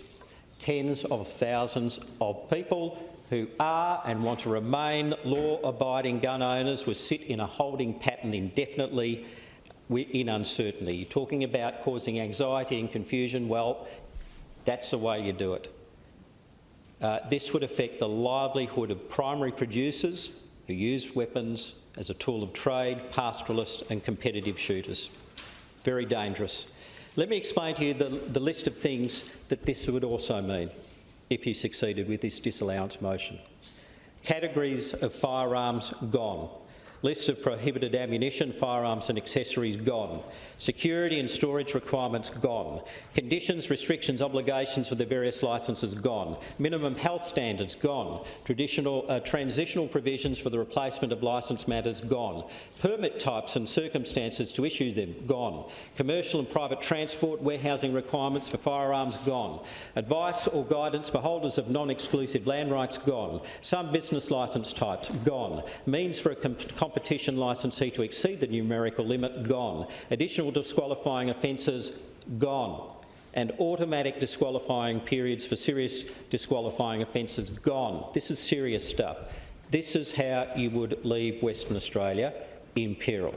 Now, I mentioned the Leader of the Opposition earlier, and I just want to make this point to you, Leader of the Opposition, because you haven't given your views on this issue. You don't get to have a bet each way. You don't get to make a political point or a protest vote without a consequence. You either support these laws and a safer Western Australia, or you don't. You don't get the luxury in here of sitting on the fence. You can have an each way bet as a commentator, as an observer of politics, but when you are sitting in your seat, you vote and you make a choice of where you stand. Now, recently we had a state election and the Western Australian people endorsed leadership, our leadership in community safety. They endorsed our leadership on gun control. West Australians have a right to judge you if you attempt to score political points by voting against firearm laws that make our community safer. Now, I want to allow time for the Leader of the National Party to conclude. I've been to the licensing call centre in Cannington. They're doing a great job. They are not perfect. No IT system is, but they have patience and resilience and they stick on the phone with people and they help them through their issues. And when there's a bug, it's worked on, there's an IT fix, and the problem's solved. And next week and tomorrow and the day after, I'm sure there'll be other bugs that pop up, and we'll keep dealing with those. And I say to the people that have called, I think it's 500 a day, thank you for your patience, and we'll keep working for you. Now, the centre is actually open between 8 and 5 p.m. We had other numbers given today, and it's actually 7 days a week. Okay, we do urge people to call between 8 and 4 to make sure people can get home at 5, but it is open between those hours. I'll finish where I began with the former Prime Minister John Howard. And he said, and I quote him again, "I will do all that I humanly can as leader of the government to bring about a significant improvement to gun laws and to address some of the great deficiencies that exist." Former Prime Minister John Howard on this issue had courage and vision. Members of this House, who will do the same? Thank you, Acting Speaker. I'd like to conclude this debate, and in doing so, I'd like to thank the Minister for sitting there in silence and listening to the points that were being put by the speakers on this side of the House and not interjecting in the manner that we saw from the previous Minister with incessant interjections, which made it difficult at times for members to get their points across, and I think was typified the type of behaviour that he has shown throughout the entirety of this process, and is one of the reasons why we have seen a degree of anxiety develop within society, especially regional people in Western Australia, around the introduction of these laws. Not listening to the community, not listening to the members of the Parliament, trying to deride those who come here, bringing to the Parliament the very, very heartfelt concerns that they've been hearing from their constituents, and they have every right to do that. Every right to come in here and make those calls and to make those discussion points without being held down by a minister. Brand new members of Parliament being heckled by the father of the House. It's a disgrace, and typifies what was been happening under his custody of the portfolio. Minister, you've got a low bar to beat in terms of reaction and listening to community concerns and acting on those concerns. But I hope you do beat it. I think you will, and I trust that you will listen to the concerns that have been brought here, because you've made it very clear that the government won't support the disallowance of these regulations, which means that they will continue, and the problems will continue unless you and the organisation which you are the Minister representing here make the changes that are necessary to make these regulations workable. So my plea to you, Minister, is, seeming you're not going to allow the disallowance of these regulations, is that you'd seriously look at making amendments where necessary to make them at least workable, so that West Australian lawful firearm owners do not feel the way they are at the moment. They don't feel the anxiety that they're feeling at the moment. That anxiety hasn't been stirred up by members of my party. That anxiety has been caused by the circumstances that they find themselves in, and it's also been heightened by the fact that this government set about to class them as some sort of threat to public safety when they did not consider themselves to be that threat. I'd like to thank all of the members of the National Party who have spoken today, and I know that many of them, when they were becoming members of Parliament, were hearing firsthand from so many of their constituents about their concerns about the way this law has been developed and introduced. There has not been meaningful consultation on this law under the former minister. That stopped when he took on the portfolio. Before that, there had been meaningful consultation. In fact, the National Party had been very much at the fore of calling for the Law Reform Commission to do its report and supportive of reasonable change. This disallowance motion is not about having no firearm reform. It's to make sure that it's done properly and to make sure that there are not the unintended consequences that we're seeing. And look, there's still the look on his face. that someone will listen to the concerns of the community and take action to ensure that there are changes made so these laws actually are workable. Very practical, law-abiding people who have no agenda, no axe to grind, are telling us that this doesn't work. It's not working for them. So please listen and please do not take the path that the former minister has taken of being unresponsive to the legitimate concerns that people bring forward. As far as what would happen if this disallowance was to succeed,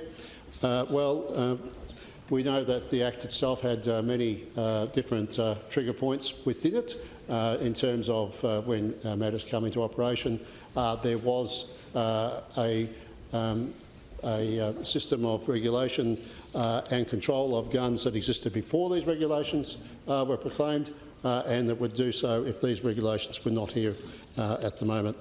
I would once again say that the whole discussion that we've had here today has been about bringing reason and bringing response to the concerns that West Australian law-abiding citizens are coming to us and airing with us, and I'm sure they're coming to some of your members as well.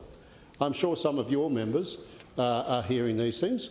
I'm sure the member for Kalgoorlie, for instance, would have been hearing these matters from her regional community. The member for Kimberley, I know the member for Pilbara would have been hearing these matters as well. This is about listening and taking action to respond to legitimate community concerns about the way that this has been rolled out and the shape and form of which you've taken some of these regulations, which is unnecessarily heavy-handed and unnecessary in the cost and in the impact it has on law-abiding citizens across this state. But I would like to thank you for listening. I would like to also put on thanks the cooperation from the Leader of the House in advising how this debate would proceed and for sticking to those matters. And thank also the people acting in the role as chairs. It was a bit torrid at times, and some of these are new in their role as well. So with that, I'll conclude the debate because I think we need to have time to go to a vote. But once again, put on record that the National Party did not make a pledge to bring this motion to the House without there being a considerable amount of concern being demonstrated to us and us seeing the need. I'd also like to thank the Shadow Minister for Police for his contribution on this matter and look forward to seeing a vote which will decide once and for all whether the Labor Party is listening or not to the West Australian community. Members, the question is that the motion be agreed to. All those in favour say aye. Aye. And those opposed say no. No. The noes have it. Division called Ring the Bells.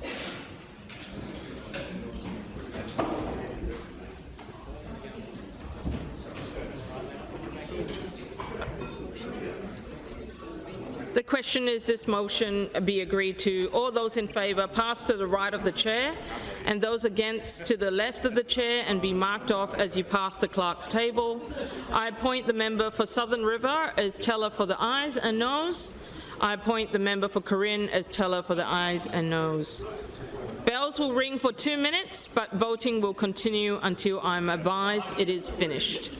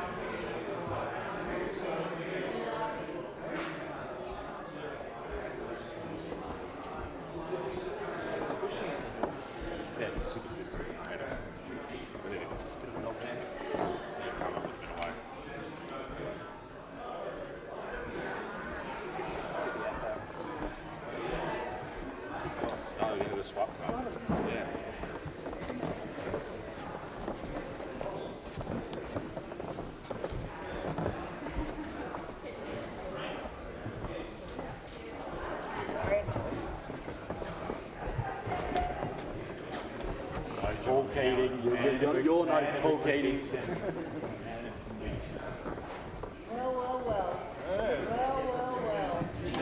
Voting for semi-automatics in Florida.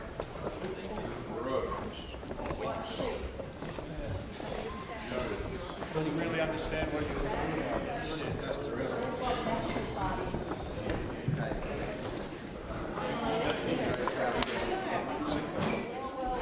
It's on the Hansard forever.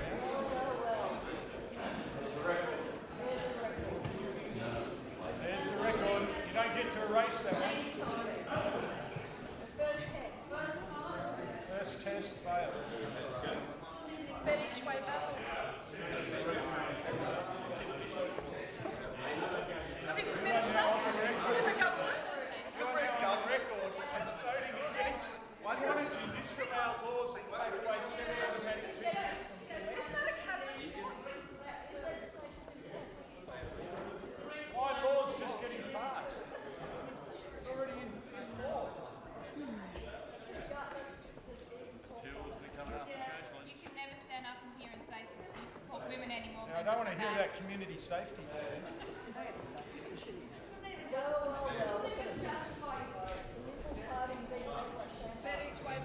Shane Love. Members. Members.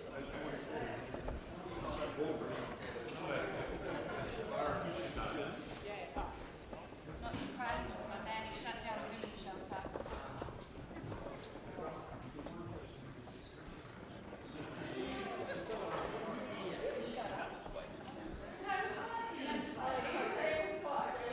He was quite, silent throughout the debate.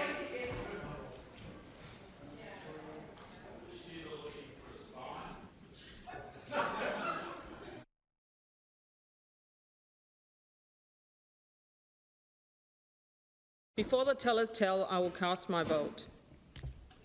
With the eyes. With the nose. The nose.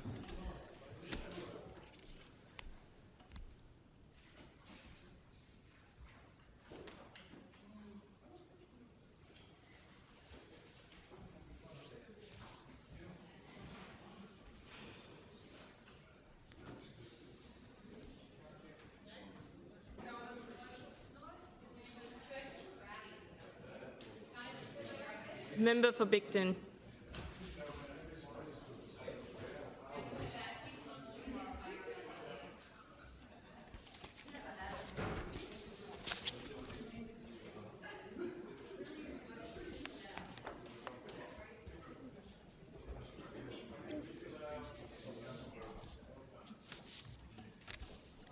The result of the division is noes 37, ayes 13, noes 37. The noes have it.